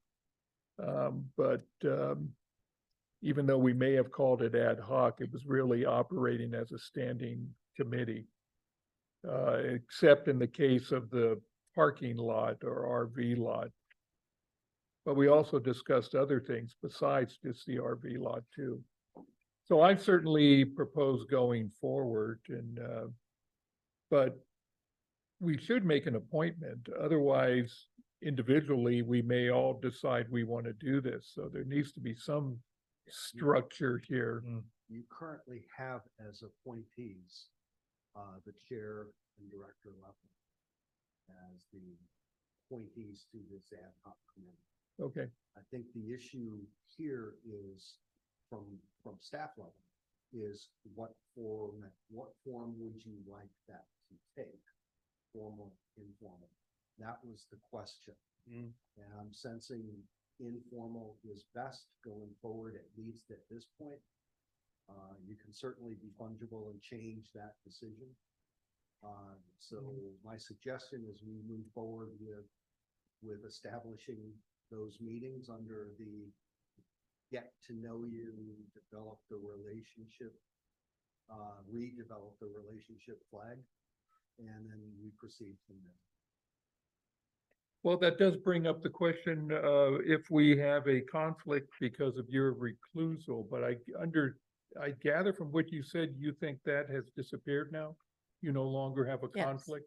Yeah. I don't know if that's the case. Is it, Mr. Huber?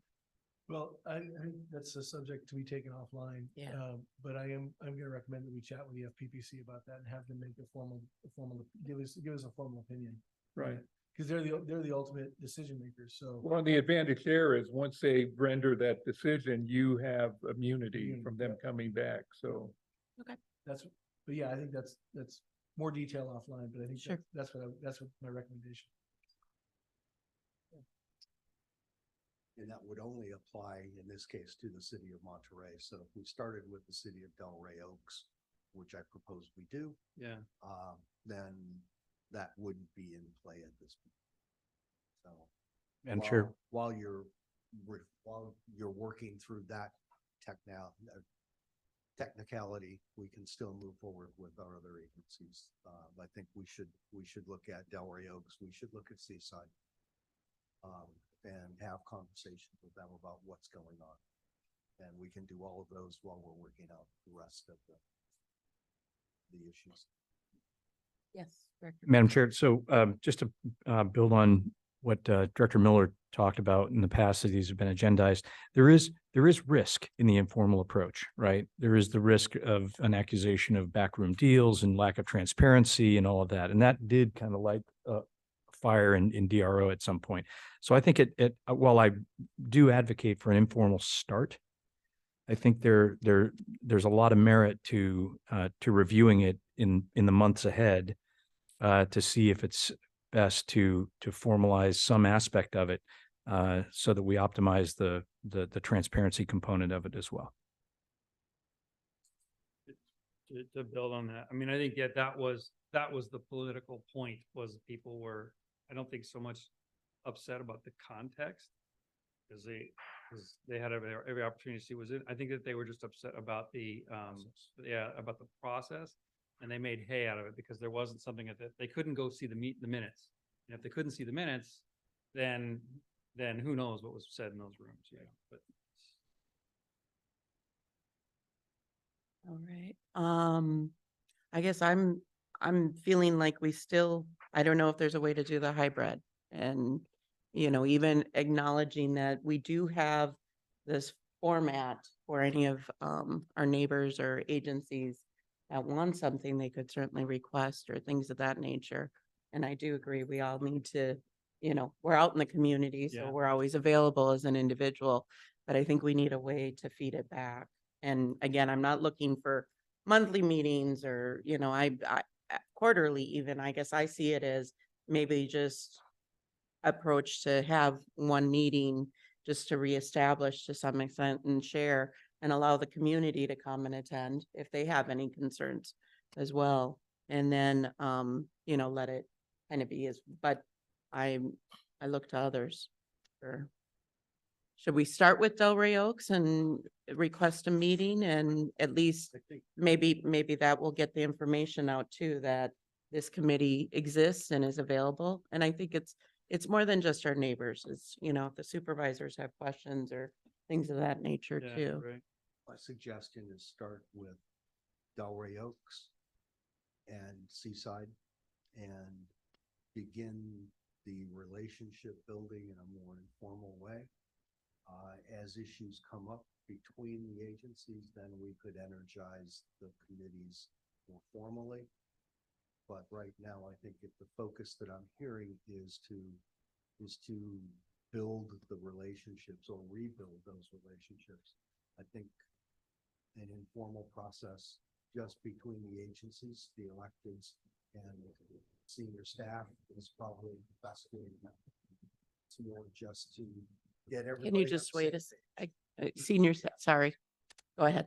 Yeah, more just to get everybody on the same page so everyone knows what we're doing and we understand what they're doing, just information sharing at this point. I think that's probably the best way to begin the process. So that would be my recommendation.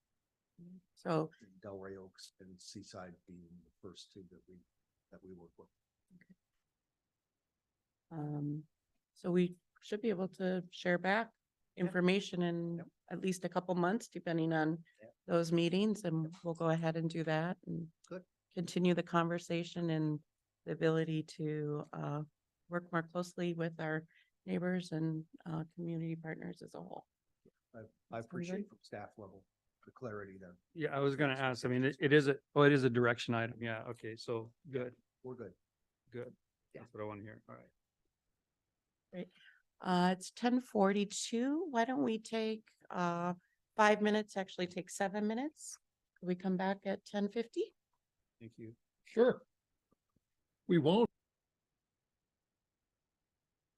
It is 10:50 and we're returning to the regular meeting of the Monterey Peninsula Airport District Board of Directors meeting on the 16th of August here. We are on item number 7, which is the remote participation at board meetings by members of the public. I think it's a little more than that, but we'll get in, Sure, we'll discuss it and even experienced sure. it a bit today. Sure. So, as you all know, before the pandemic, pandemic, and then post-pandemic.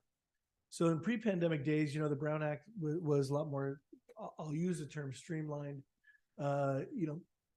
Meetings were held and if someone needed to attend remotely, we would need to publish the address in the agenda. And in that instance, then that remote location became part of, the meeting. Individuals would need to show up either to a boardroom or to a public agency to make a public comment, or they always had the option of sending it in via email or writing a letter and mailing it. During the pandemic, obviously that had to change. And so the governor issued several executive orders. One of them was, directing that remote meetings were okay. You didn't have to publish the location where everybody was attending the meeting remotely. And of course, members of the public could comment online. There were some incidents where members of the public, I'll say very likely not members of the jurisdiction, but members of the public generally would take over a meeting and make vulgar, foul comments and would ultimately need to be removed from the meeting. Those provisions in the governor's executive order ended in March of last year when the pandemic was officially declared over. There has been an amendment to the Brown Act. There were, I believe there were 4 separate bills that the legislature considered to amend the Brown Act to allow for remote participation by board members. And I will always tell you when I'm interjecting my personal opinion, and I cannot resist giving my personal opinion on this one. I personally believe the legislature picked the worst of the 4 bills to run with, because it'd be very easy to make it, remote attendance available for a board member, with having a still majority of the board in attendance in person, have someone remote and make that a possibility and have remote attendance by members of the public. They didn't do that. They set up a scheme whereby there are two separate categories of remote attendance. One was emergency related to, for example, medical reasons, which is what Director Leffel has utilized at this meeting. And another was related to childcare or the care of another individual or family member. And again, they put limits on how many times you can use it per year, each category. The medical necessity or emergency necessity is 3 times per year. The caring for someone else, is what I'll generally call it, is 2 times per year.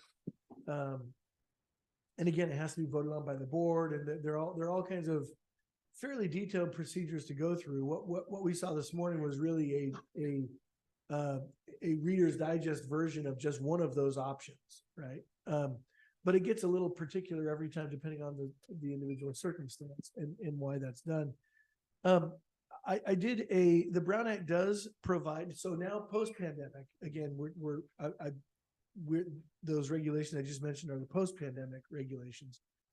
There is a provision in the Brown Act that does say, notwithstanding any other provision of law, legislative bodies, that's you, may impose requirements upon themselves which allow greater access to their meetings than prescribed by the minimal standards set forth in this chapter.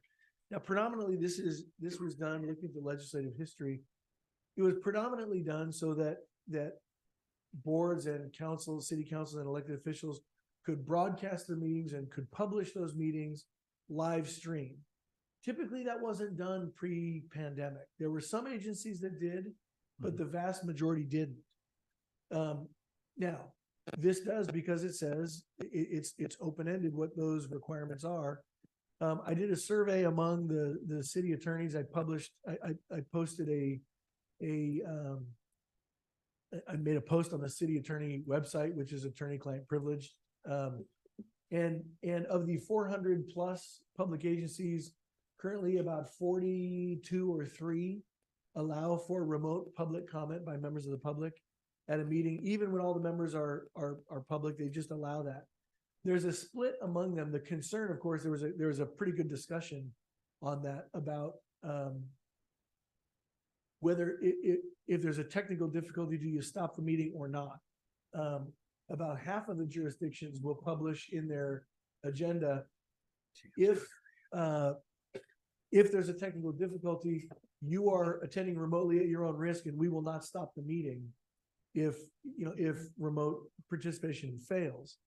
I'm not sure that's a great place to be, but that's how some of them do it. They've done it by resolution.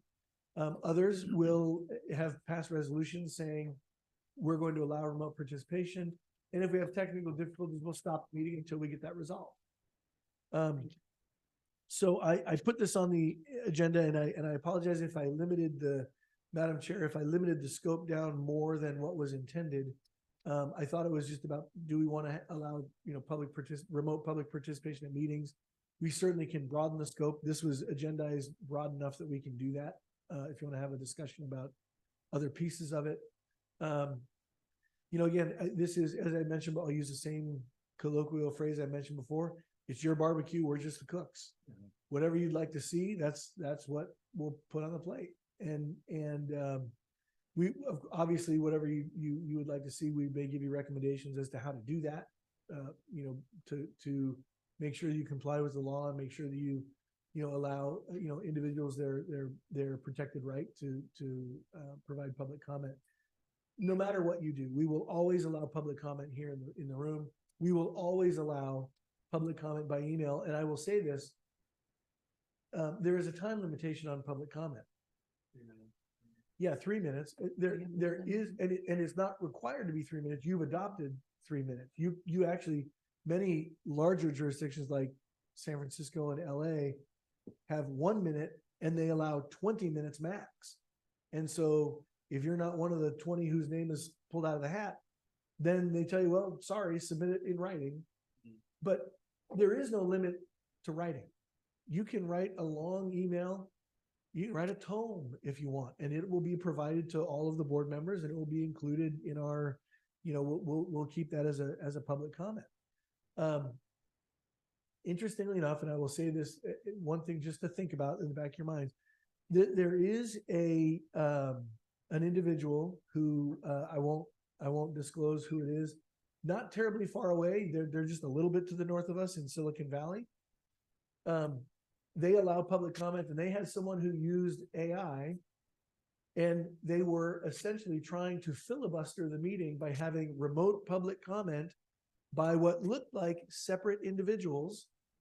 And it was an AI exercise in delay. They finally had to stop the meeting, and they've now prevented that. So individuals who want to thwart what you do, will make sure to, whatever it is that you do, we'll put in place procedures that make it so that that can't happen, obviously. But I never would have thought that that would have been a thing, but they narrowed it down to one individual who I don't know how they figured it out. But again, it was quite an interesting thing. But again, members of the public ought to be able to, to find their representatives. And I know that this body has always been free and willing to meet with members of the public outside of meetings, during meetings, through public comment. I know that's always available to individuals. And so, but anyway, I didn't intend to limit it just to public comment, because I thought that's what was the focus, but it can be broadened if there's more to that. But I'm happy to have this discussion, answer any questions you may have. Thank you. I'm going to go ahead and go with our agenda procedures. Yeah. And I do see a hand raised, so let's go ahead and take it out for public comment. And then I'll bring it to the dais, and anybody in the room here that would like to make public comment, or online that would like to raise their hand, please do so. And I'll go ahead and call on Miss Rausch, Miss Jean Rausch. Thank you. Thank you. I'm Jean Brash. I live in Monterey, and I spoke before the board a couple meetings ago on this. I support remote public comment. And the question comes, why not? It can't be a cost issue to allow remote public comment because you already have the Zoom infrastructure. There might be, number two might be a feeling that, well, the board has to congregate, so why shouldn't the public? But I think that argument fails in that you folks, the board, volunteered to serve and you get paid, and the expectation and the law is that you will congregate with a majority, with a quorum, so that you can do the public's business. That's not true of the public per se.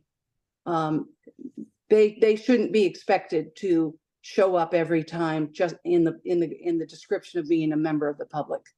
As to the IT concerns, my understanding is that if the internet technology is kept up to date and current, and that you problem solve, that the problems are minimal. The Zoom bombing can be protected by keeping update versions of Zoom and working with the technology. So why keep it remote public content allowed? Well, because it is the intent of the Brown Act to increase public participation. And there is the expectation in this geographic area, our public entities allow remote public content comment, and there is a sense that this is the standard. And number three, the real reason is you get better law the more you include everyone to the table, just like you've been talking about. The more people at the table, the better the decisions, the better the discussion, the better decisions are made. You also want busy people to attend as best they can. You want professionals who will take the time to remote in and participate. You don't want to leave your best and brightest and your busiest out of the circle.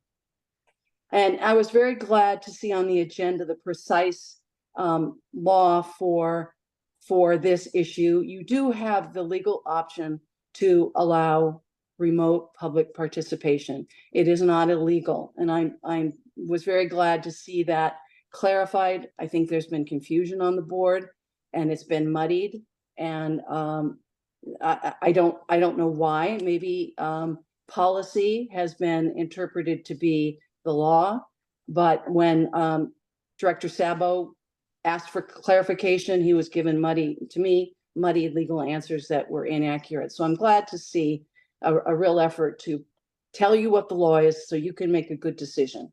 And that all goes to the healing that you're talking about.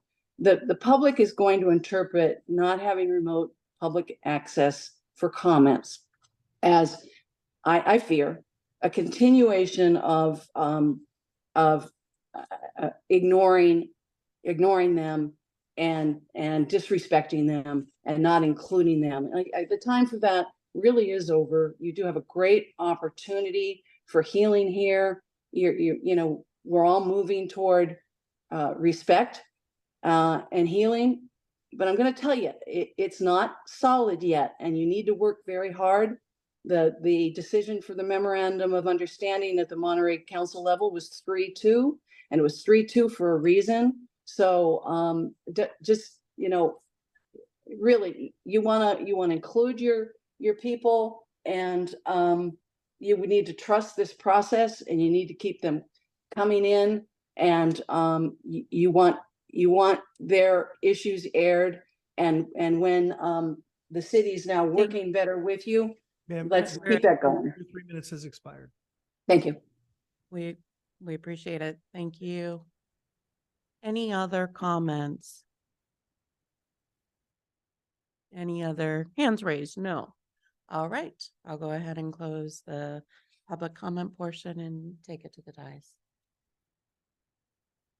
Well, I've got some Sure. questions. First, I support this. I don't see a problem with us doing it, as long as we have the technology and it's working. And we're assured that it won't be abused. Now, something happened with the city of Delray Oaks. I remember, were you on the board when that happened? Somebody came in and just started swearing they had to end the meeting. Did you know who was doing that? Mr. Gagliardi? Turn your mic. Through the chair, I know the incident you're talking about, but I wasn't on the board, and it's actually happened. It happened in Fora. It happened in a bunch of when we started to go remote. It happened frequently. But my understanding was the chair did not know who was making the comments. It was just, the mics were open for everybody to sort of jump in at any time, or did they actually seize control of the meeting? Well, I mean, it's the Zoom bombing that was coming in there, and I think that we've as jurisdictions running these meetings in this format have learned how to manage that better. But I think that at the time, certainly when it happened, when Fora was around, nobody knew what to do, and it was quite embarrassing. And but I think that we're far better prepared to manage that if and when it happens. Feel confident that we can stop that from happening, or? Yeah, so let me address that real quick, and I'll get into the weeds here for just a minute. As you notice up on the board, you've got panelists who can turn on and off their microphones on their own, and then you have attendees, and attendees cannot turn on and off their microphone. Yeah, you brought in. I mean, they can do that, but it won't. It's ineffective. It doesn't. Yeah. Unless the clerk lets them in and gives them the ability to speak. So the Zoom bombing is resolved with this. Yeah. That's not a problem. The one issue that I would suggest we should probably have some outside limit on is with the advent of AI, you can have, and again, I never would have thought of this, but I got a phone call from someone who said, hey, this is a new concept. It's a new version of Zoom bombing. You had one person who would, I don't know how they set it up, but they had multiple different quote call-ins, and it was a computer reading long scripts, and at 3 minutes they would close it off and go to the next one, and it was one after another after another after another. So I would have some Different voices, or? they use. I'm not sure. I didn't ask that question. But it was quite obvious that it was from some of the text, it was the same person that was doing it. Yeah. At least that's what they told me. So what I would suggest is, if you do that, I would put a limit on the item. For example, you can say, okay, you can do something along the lines of, if we have 10 or fewer speakers, you get 3 minutes apiece. If you have more than 10, then it drops down to a minute apiece, and we won't have more than 30 minutes on any particular item. That way you limit it so someone can't, use the term filibuster your Yeah, meeting right. with, We've discussed that. I thought we put something like that in We've got the place. two You- parts in, you- but we don't have the third is you my have the first recollection. part, which is, less than, I believe it's less than 10 or 10 or more. You have those two components. You don't have the cap on public comment for each item. And so that, I would suggest if you're gonna open it up, just I would put that cap in place so that you don't have, someone try and take over a meeting and then you can never stop it. I certainly do, appreciate that it is, it does make it easy for individuals to come and give their public comment. You do want to make it so that, as you mentioned, you don't have a fora situation where they take over the meeting and they Yeah. prevent you from doing your business. That's right. I will say the purpose of the Brown Act is so the public can see elected officials conduct the business of the public. Mhm. And they should be able to make comment on that. And you don't want to allow one individual to take that over and derail it. Mhm. So, I'd like to bring up too, I just recently read, I'm not sure that Zoom is truly confidential anymore because they now have AI transcription services. And I'm not sure, I mean, we do our closed session via Zoom right now too. yeah, So I think it's just another facet to this is we're having discussion. I actually there's an update to that. I believe. Let me verify this, but I thought I heard just this morning on the radio as I was driving here that Zoom has decided to not use their recordings for AI training. Okay. Let me verify that, because you're right. If that's the case, then we don't want to do that. Right. But let me verify that. And my interest too was just remote attendance for the board. Again, we had the emergency procedure today and we as a board functioned quite well, I thought, before. So I'm just looking for, and whatever we decide as a body is my interest. And it did come up over public comment ultimately and ensuring, because Mr. Peck, you were traveling at the time. Mhm. And so there was question about that Yeah. within the community that I received as the chair, I guess. So I will say or board this, member. the legislature, while they give more flexibility for Of you course. to allow members of the public to have access, they do not give you more flexibility. So you either need to be here. The options are you need to be personally in attendance. We would need to know the address to publish it in the agenda, what I'm going to call the old school Brown Act. That still exists, which was utilized, I think, at the last meeting. Right. We had for Director Pick to participate. We can publish the address in the agenda, that location, and it can be anywhere in the world. Mhm. That location becomes a location of the meeting. Yeah.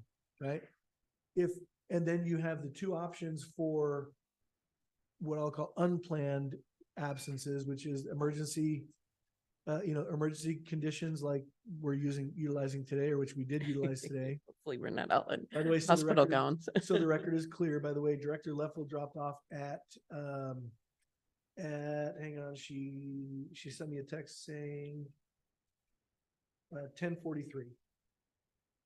Glad she can At 10:43, she dropped off. care for herself. Just so the minutes are clear. Anyway, Okay. so there's that procedure, and then there's the taking care of someone else, taking care of a family member or a child. So those are the only options other than non-attendance for you. And that is 2 times a year? Is Two that? times a year for taking care of a family member, 3 times a year for emergency medical reasons for yourself. And I'm greatly summarizing that. There are nuances to it, but in fact, And that, that is also for committee meetings as well as board meetings? yes. But you can publish it, and you always have access to, if you publish and you make that part of the meeting, and if that's agendized, then that's fine. Yes. That's, yeah, right. Yes, that's always okay. That's exactly right, yeah. The one nuance to that I will tell you is what that does is, I will caution if you are a private individual, you don't want your home residence published, don't do it from home. Yeah, Number two, if you publish that location, it technically is part of the public meeting. If someone knocks on the door and says, I'd like to Yeah, no, I participate from here, understand. you have to let them in. Mhm. Do you have any food? I frequently, Make a pot of I it. previously was a board member on the Roseville High School District for about 18 years. And frequently was called to Southern California. I would publish the address and I told anybody, hey, my conference room, we've got soda and, you know, whatever snacks are left over here. You're welcome to join me. No one ever did. Yeah. But it is technically a public location. Okay, so I'm very, very supportive of maximizing the access of the public to our meetings and to our business. I think that's kind of a cornerstone of democracy, right? So I think allowing remote public comment makes a lot of sense. I think we've mitigated a lot of the concerns on the Zoom side. I think your thoughts on how to ensure we can get our business done and not get filibustered makes sense, and we should consider adoption of those parameters so that can't happen. Yeah.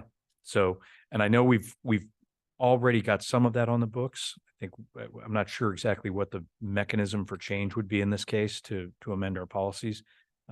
Simple board vote or Well, if you give me the thumbs up to do it, then whatever parameters you give me, I'll put in a resolution and we'll get a resolution before you. And then, and then of course, we'll put that in the governance manual as well, because that's included in there as well. yeah. So to summarize, what I think I've heard is public comment be allowed remotely, and that we put in place a limitation on if it's more than a certain number, it goes down to 1 minute with a cap on total public comment in the event that it runs over, say, 30 minutes. That all sounded really good. And then I have one question for the chair. What was the issue with my remote attendance regarding public comment? That I did not call upon public comment, even though you were remote. And Oh. so there was some in the community felt that they should have been able to make public comment at that time. I And see. had not. And see, from a technical standpoint, you weren't remote. You- That location was part of the meeting. Right. If they'd been at my location, they would have had the opportunity to make public comment because that was a Exactly. meeting location. Exactly. But under our current rules, if they were just dialing in from home, the fact that I was a published location did not give them the opportunity to make public I didn't comment. call on public Yeah, comment, gotcha. and that was. That's correct. Okay. Under our current rules. So our that- current rules don't allow for it, and that that was, is correct. This is the. Yeah. Sorry, this is the bridge that we're trying to build. yes, I Yes. think so. I think Yeah. so. Exactly. So, and again, I'll say this, this is so deep into the weeds in the Brown Act, and I'm not trying to be, this is not a critical comment. Many of the people that don't live this on a day-to-day basis, it's so convoluted. The Brown Act is just, it's like you put all these regulations in a blender. Mm-hmm. Yeah. And it's very difficult to understand unless you live it and breathe it every day, like some of us in the business. And so it's logical for people to think, wait a minute, he's remote. Why Mhm. can't I make a Right. remote comment? Right. That makes perfect sense. And we can fix that. Yeah. And that's the point of the discussion, Yeah. or at least part of the point of the discussion. Okay, so we've got the two items. I would ask that I don't think we have a motion, so No, it's just conversation. It's a discussion. But item, just right? confirming that Zoom is confidential as well, I will do because that. I know that there are other hosting services that, and again, it was news to me. I just Yeah. read it this week, but I know that it's, it's Now, something to, now, using Zoom for this purpose, for the open session, doesn't matter because we publish it on YouTube. Right. And that's fair game. The closed session might change based on what I confirm. and then I think we also, as a board, during COVID, we were trying to figure out, can we just stay in the meeting? And it's not called promotion because that's what the participants. But there was always that issue that we should be able to have a chat room or something on the side. So as you're looking at this, ensuring Yeah. confidentiality, maybe just confirming that we have the right tool that we're using for both things. It's kind of cumbersome to close out of the meeting and then come back. I don't know if I'm explaining myself for somebody, yeah, who Mm, wasn't in the meetings, but when we go to closed session, Yeah, we actually let this meeting right. Yep. be, Yeah, and then we I think create that's- another. That's the way Zoom does it, right?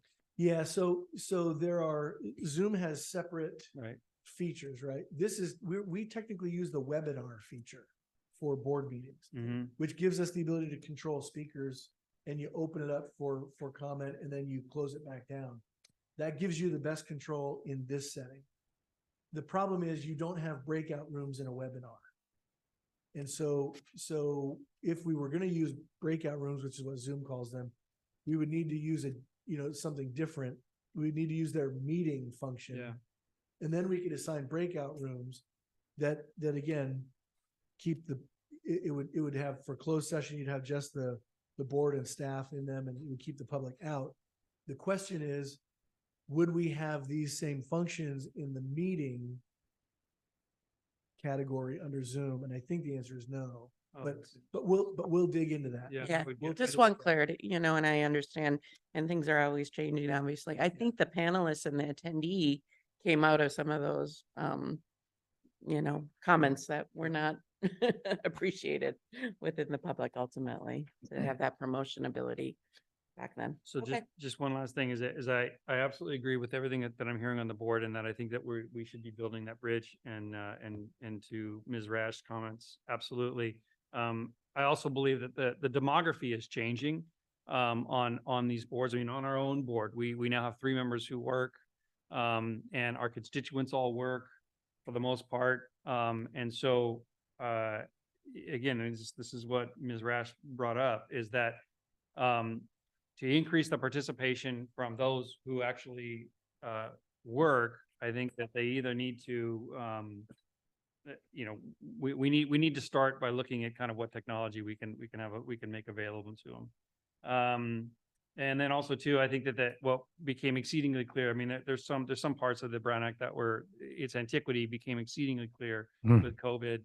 And I think that that's probably, I would not be surprised if the legislature is probably trying to address that, just because, again, the demography of the electeds is changing, certainly in this community.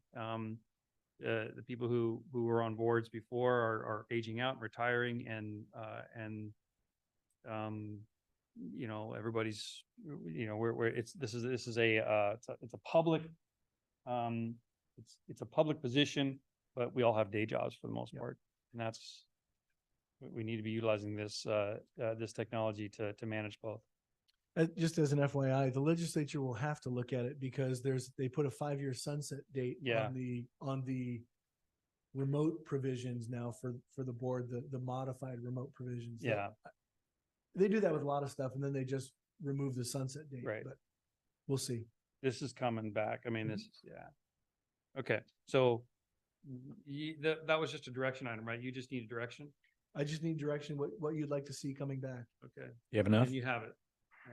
Yeah, I do want to verify one thing. I just want to make sure it's 3 minutes if you have, less than 10. If you have 10 or more, 1 minute, and then put a 30-minute cap on 3 minutes? on each Not item. 30. Yeah. Because that would allow, if you had, we do, and just running some math, if you had 9 people times 3 minutes, that's 27 Yeah, I minutes. know. If you have 10 people, or you could have up to 30 then at 1 minute apiece and still have 30 minutes. So 30 cents. You know how we've done it on other, is that the chair gets to kind of make that discretionary call at the minute. I don't know if, but the chair sometimes then takes the arrows for that. well, the problem that you get is if the chair says no, then you get a claim of disparate treatment. Okay, You let them do it, but you didn't let me do it, and that's discriminatory. perfect. And that's the charge you get. So I would say, Make it I would stay away from that. explicit. I would say make it explicit, and that's it. Now, follow-up questions are different. If, for example, you had, someone who made a comment and you wanted to ask a question, it's like, wait a minute, I didn't understand that. What did you mean by this statement? You can certainly do that. That's allowed under the current rules, but I wouldn't say, well, the chair can allow some to go All over right, okay. at the discretion of the chair. Again, it opens you up for a claim of Totally disparate understand. treatment. Yeah. Agree. All right. All right. Go Thank ahead you and move for bringing that up. Yeah, thank you. on. Mhm. Thanks for the public comment as well. It was terrific. We're on to item number 8, emergency procedures and preparedness. Okay, this is just excuse me, just a conversation. There were questions about certain aspects of our preparedness in the event of an emergency, so I thought I'd cover a couple of those with you. I think this grew out of a power outage that we experienced in April of this year. And the question was, what is powered on our backup generator system and what is not? The terminal building has a backup generator that powers the entirety of the building. It will power everything. The building will function as close to normal as it can during a power outage. It has 5 days, is it 5 days of power?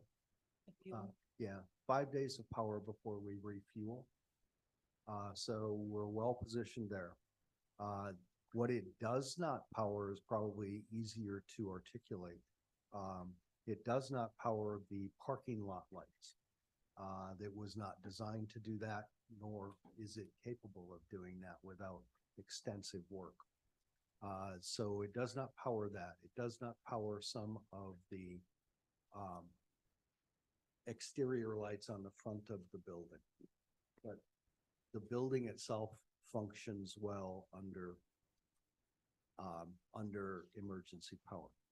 We have a second backup power generator that powers the entirety of the airfield. So if we lose power, lose commercial power, the backup generator automatically kicks in and our runway lights, our taxiway lights are all, and our ramp lighting is all powered by the backup generator. The FAA has backup generators for the tower and for the instrumentation that is separate from ours. So there are several backup power generators that come into play. You will see a backup power generator. We currently have a backup power generator at the existing fire station, and we will have one at the new fire station as well. So the functions of the airport are ostensibly protected by backup power generation. And those are, some of them are required under the regulations. So our airfield lighting is required to be on a backup power generator.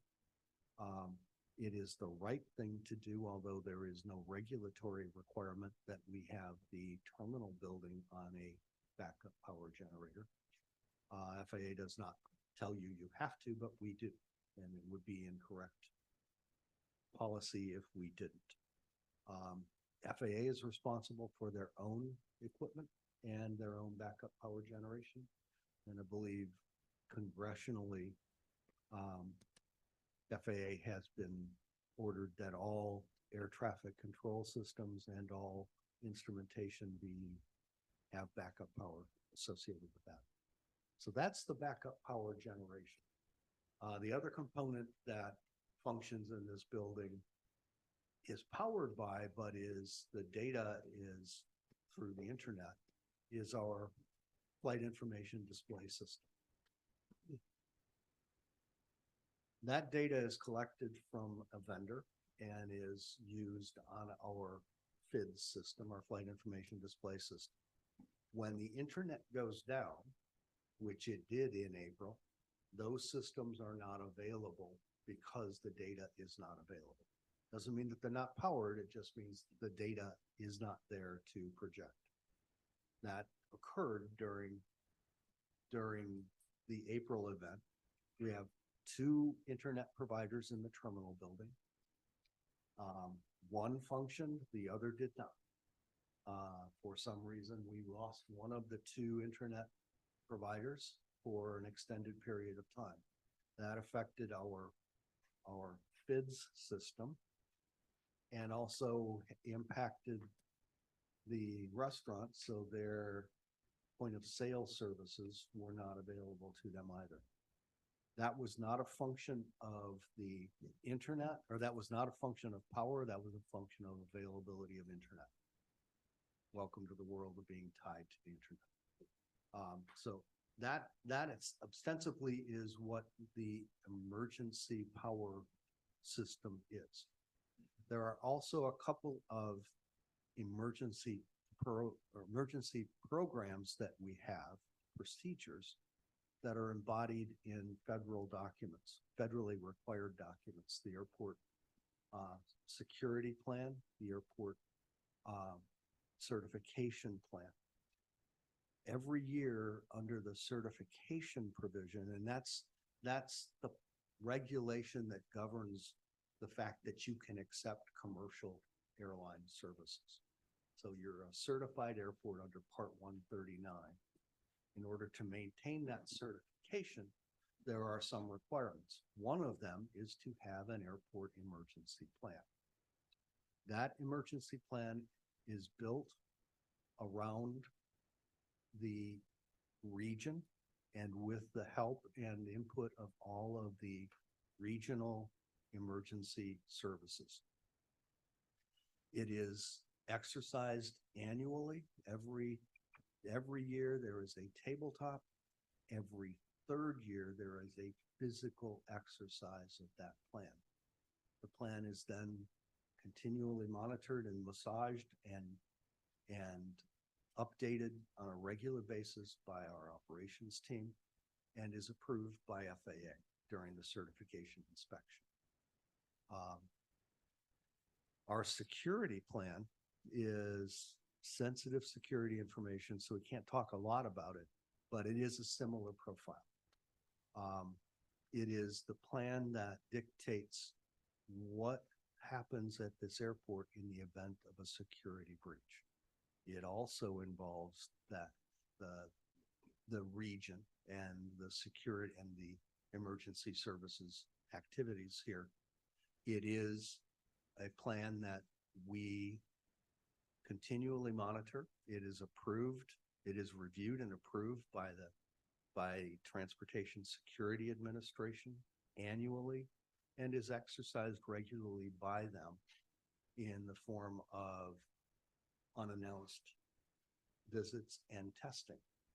So, but the plan itself is exercised regularly, again, on a tabletop basis. This is not something you can normally do live, but tabletop works well, where you do role play basically for, so that plan exists as well, and it is a federal requirement, and we exercise it regularly. We meet all the federal requirements. You will see that that plan is tested by the Transportation Security Administration on a regular basis, as I said, and the airport certification plan or the emergency plan is tested by the FAA through the certification plan. Those ostensibly are the plans that are in place and are exercised regularly by staff and are regulated by our regulatory bodies that govern what we do. So those are the plans that are in place. Those are the activities that occur. They are not things that we share in public because of the sensitivity of them. So I think that gives you a little broad brush picture of our emergency preparedness. I'm not sure what else I can share with you, but I'm happy to answer any questions you might have. Mike, can I add one layer to it? Please too? do. You know, on top of those plans, all of our aviation tenants are required to have subset plans as well that are approved. Again, and for them to be able to operate as commercial service, they have to have a complementary plan in place for emergency services too. So there are layers of plans, as Mike explained, and subsets of those too. I know we also have, we do field items, once a year and 3 times a year with safety agencies and things of that nature. So my recollection of this item came out of, and you spoke to the generator power and some of those conversations. I believe it was the spring, so it would have been March, April timeframe, and then the ILS being down as well. And I recall quite a bit of conversation around emergency communication and PR as well, and how we approach and handle things of that nature. And again, I understand that there's information that can't be shared with the public, but it certainly seems like there is. I'm needing a document. I mean, for 15 minutes to have it all verbally explained, and just in the interest of time too, for us all to assimilate and assess things. And I know we as a board requested that last year in the strategy meeting. So in the future, I'm going to encourage that. And I guess I really remember this being around the other part of the request. It was about just what our processes and procedures, but also emergency communication and how we address things ultimately in a PR sense. It's my recollection, Okay. but again, There's a I'm one. difference between emergency communications, which are embodied in each of the plans, and informative communications, which I believe you're asking for. You want to know when things are occurring, and I think we've righted that ship pretty darn well. But the emergency communications we have with regulatory body or with emergency services agencies throughout the county are part of the plans, and we cannot share those with you. But they are in place and they are exercised regularly. Now, your notice of when things have gone afoul, I think we've righted that ship. Things that in the past were not necessarily desired by the board are now desired, so we're changing some of those. But I don't think that I know I can't share with you the components of the emergency plan itself. Chair, if I may. Mhm. Yeah, I don't recall us. I don't think we need to dig into that, Mike, at least not from my perspective. So that's not the issue. I think the issue, at least as I recall it, and the chair just said, it was a rough winter, right? We had numerous power outages that affected the peninsula. We had numerous issues with the airport. And it really gets to the point you made about informative communications, right? And I think we have made progress, but I think it's important that that's really the issue, I think, going forward, that we need to keep our eye on is, are we postured to be prepared to inform the public rapidly, and in some cases preventatively, right, in anticipation of a large storm or a potential outage,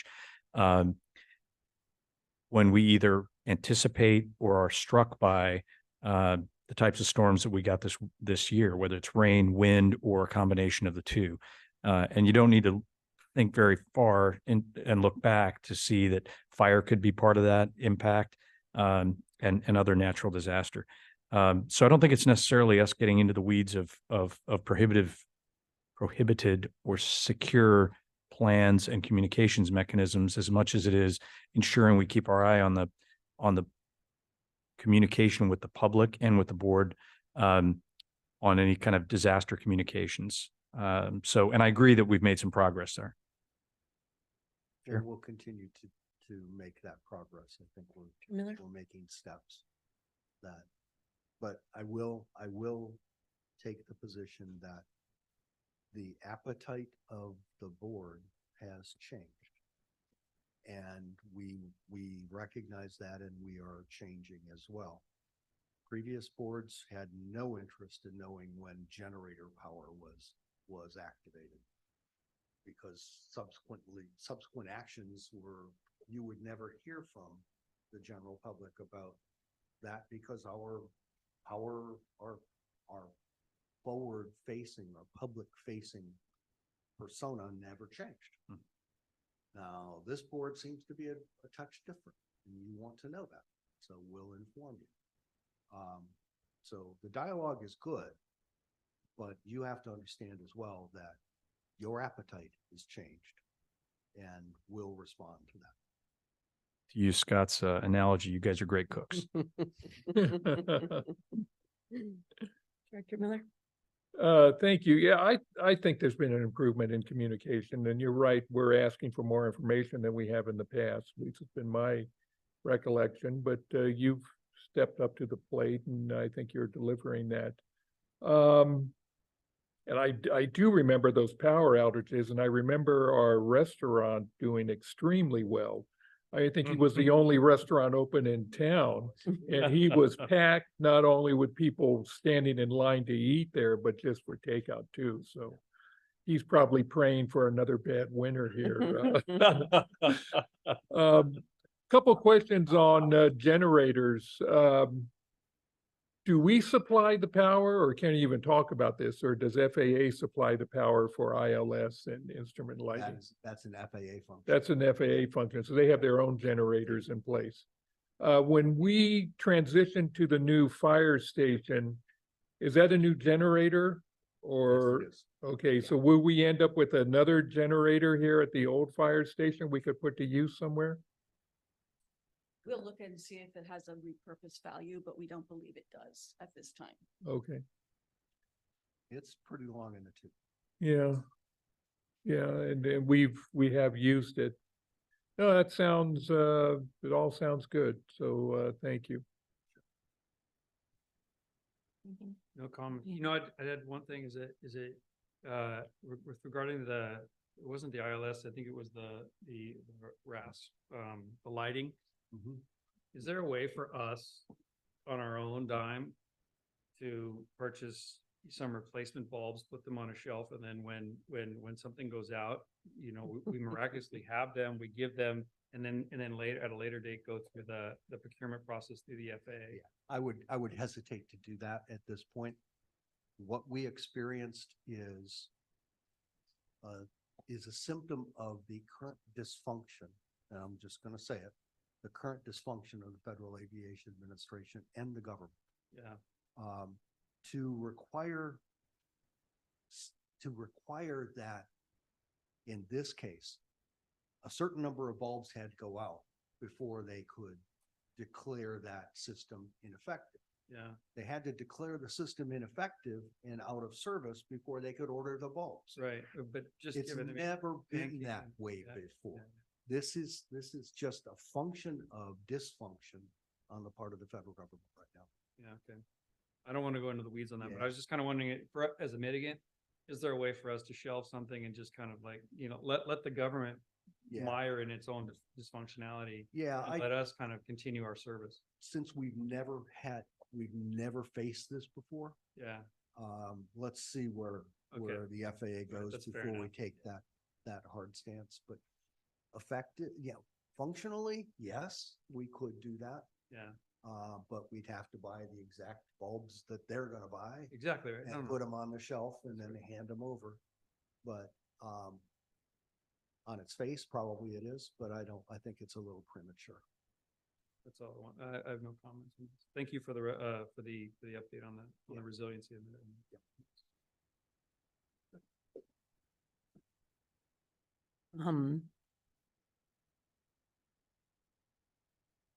So I appreciate that we can't do the procedures and, you know, for the FAA documents and things like that. And I do think there's been more communication and information coming to the board too.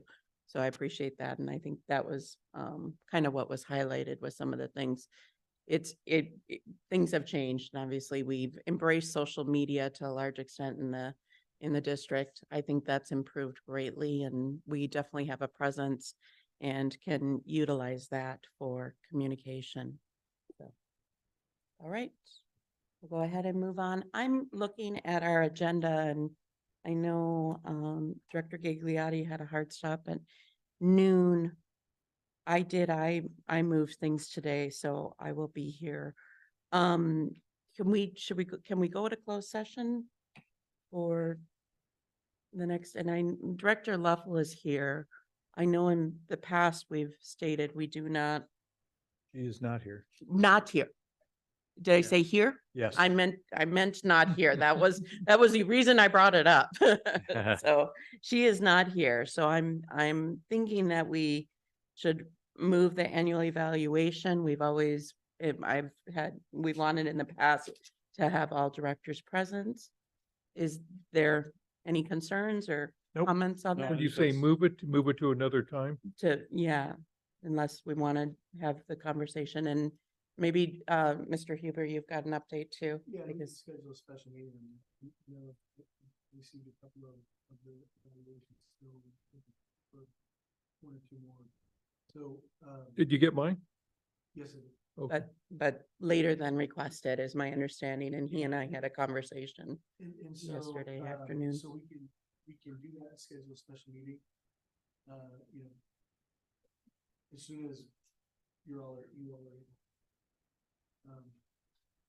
And have just a one-item special meeting. Yeah. I would appreciate that. I mean, I think it's fair to Mike. I mean, there would only be 3 people here for his evaluation. Cause I mean, I'll tell you, Mike, I'm not gonna participate. I mean, I'll follow it and I'll be part of it, but I don't think it's fair for me to evaluate you. I haven't been here long enough for that. Yeah, on a personal level, I have no problem moving that because I think the chair is correct. It would be best if all of you were Yes. here. The only provision I will put on that is this is an option year. This board is to decide whether or not you're going to continue my employment after the end of this year of my sorry, yeah. contract. It certainly would be nice to be able to hear that. That was to be done in June and July. Now we're in August and it will be September before we get there. There's a bit of anxiety caused by that. And it certainly would be nice to know that I'm going to be here more than another 9 months. Fair enough. When's it expire? July 1, July 1, 2024. correct. And Okay. That's why I would suggest a special meeting as soon as. we Yeah. can. Yep. Again, it's short as, you know, a couple of days, it would be fine. Yep. I'm around this week. Around this week and next week. So I think it's really Mary Ann. If she's not here, otherwise we could try and schedule it here. Yeah, given her announcement, and I'm not sharing anything confidential, she announced that she's in the hospital for another day. Yeah. I think probably that kills the rest of this week, so I think we should maybe take a short break and look at calendars and see what next week looks like. Yeah. I don't know. You should probably ask Mary Ann. Yeah, let's wait and. Yeah. and- But yeah, so- okay. Okay, So Denise, I have a hard block the rest of this week, so, but I certainly could be available next week. Well, in the interest of Chair, in the interest of John's involvement, did you want to proceed with the Yeah. reshuffling of the closed session Yeah, and get that I knocked would out? like to, and then come back yeah, if perfect. possible. Thank you. Appreciate that. Okay, so 11:46, we'll go ahead and go to closed session for just item number 1, the potential litigation. Do I need to read it out, Scott? No. All right. And then we'll come back and we will do the committee reports. Remain. Then there were 3. Then there were 3. So, Director Gagliata, you left us at, I think, 12:02, and there are no reportable action items out of the meeting, no reportable items on item number 2 for closed session. 1, yeah, and 2 is continued opposite. So let me restate that. There are no reportable action items on number 1, and item number 2 of closed session, as we discussed earlier, will be continued. Okay, so we've got the board committee reports and acceptance of department reports. I just want to share with the board, I'm hopeful to kind of redo this because we get the meeting minutes in our packet and it's been cumbersome for me for quite a while. And I know we as a board, I'd like to streamline this. I didn't have time this month to propose something, but I hopefully will do that in September.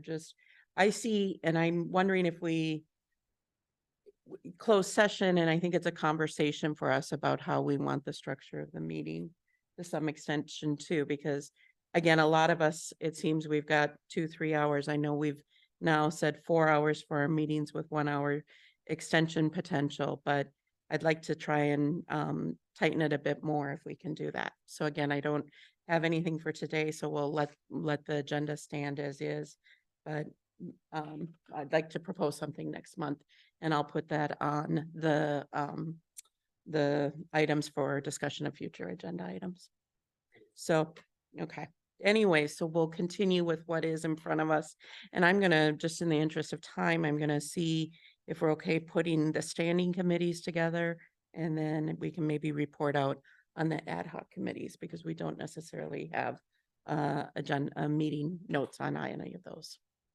So does anyone, if that's okay, is that okay? Sure. Director Miller? When you say ad hoc, you mean the liaison? Yeah, there's standing committees, and then there's part B and part C of this.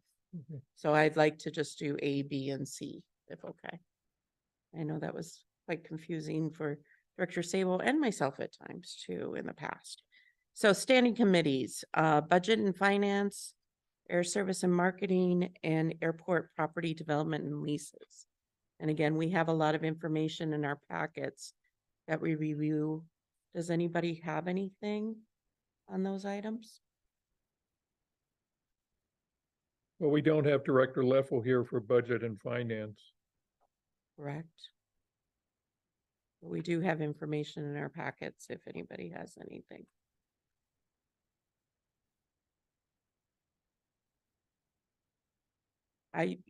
Mike, do you want to share that we did have a great month ultimately? I think we probably have shared that in our committees, but it certainly is a wonderful thing to be aware of. Oh, wow, I didn't know that number.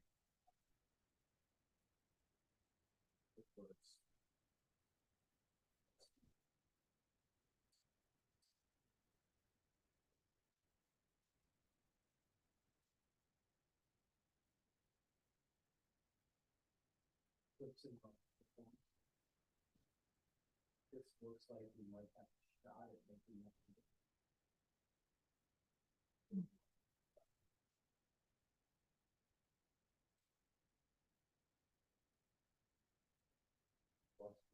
Microphone.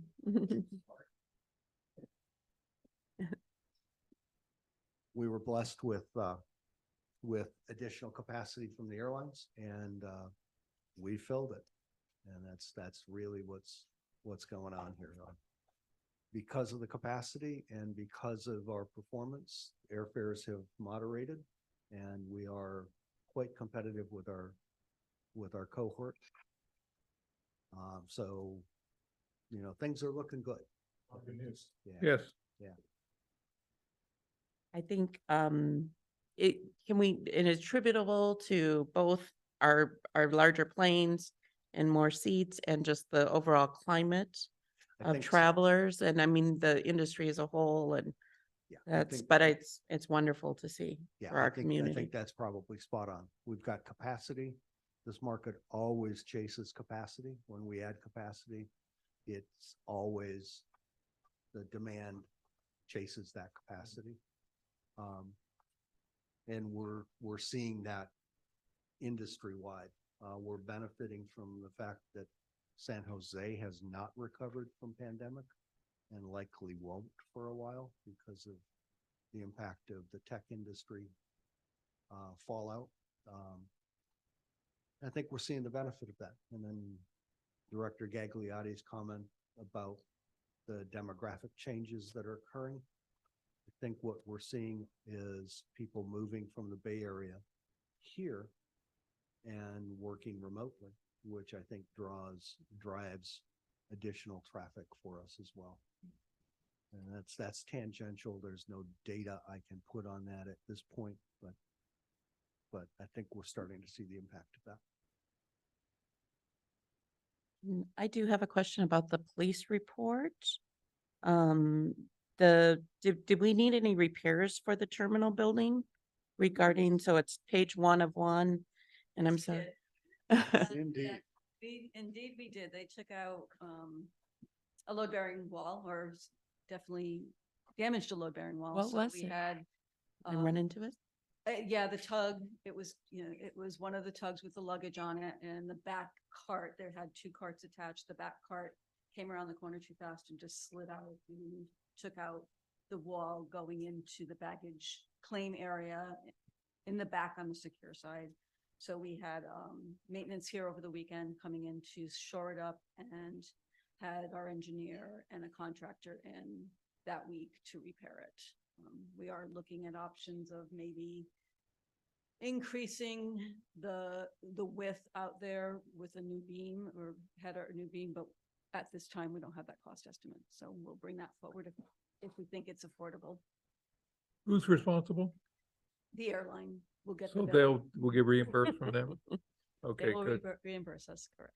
And you go to there, I go, no one was hurt. one Correct. was hurt, so thank So remodeling before we move forward. All right.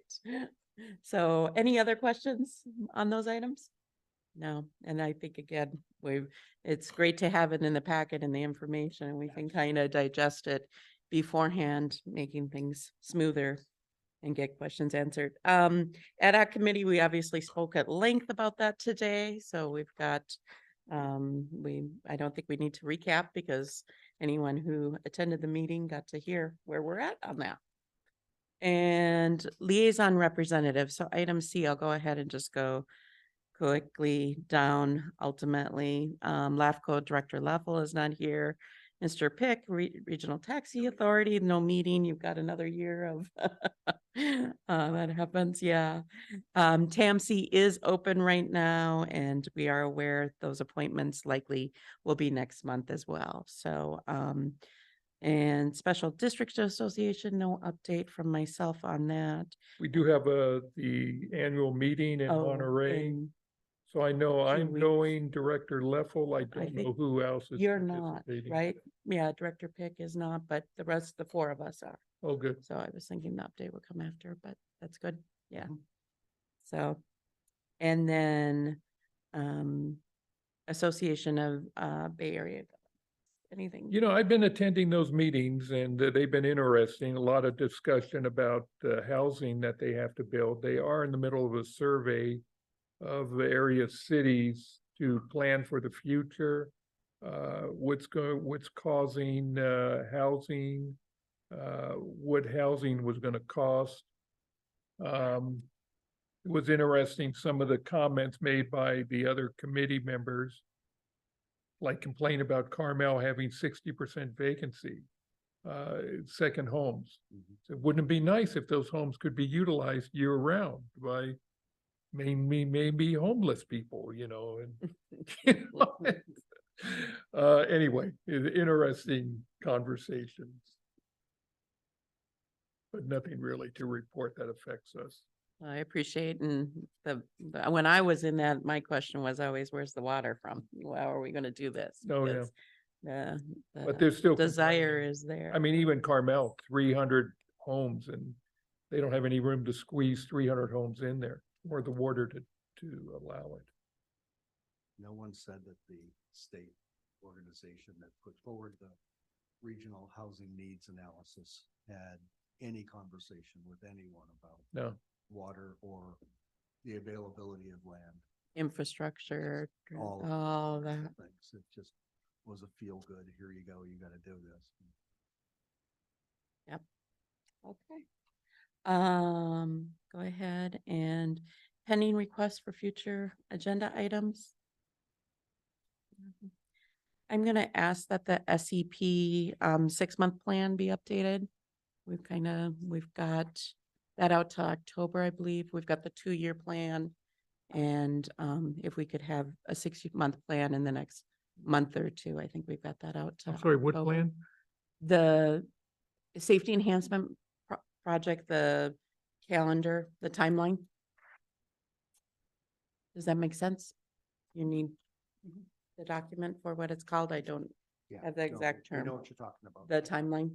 Kind of waiting on grant announcements so that then we have a better sense of when. And I said in the next month or 2. So hopefully, again, that's just a pending item out there. And then and as I addressed, Scott doesn't need to be agendized. It will need to as a discussion point for just how we handle, whether we put closed session at a different point in the meeting and how we handle, the committee reports and things of that nature again. Or should I propose something and?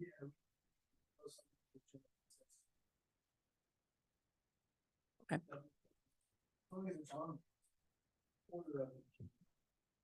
Okay, well, no, I'm thinking of just not having everything on there to some extent, or because we do this formal report out all the time and it takes time and it, and with the meeting notes in the packets, it seems redundant. And that's what I thought. So just a discussion point for that. All right. 12:17 now. Applaud our efficiency today and moving forward and down 2 members as it is. Thank you all. Thank you. Have a great day and a great car week.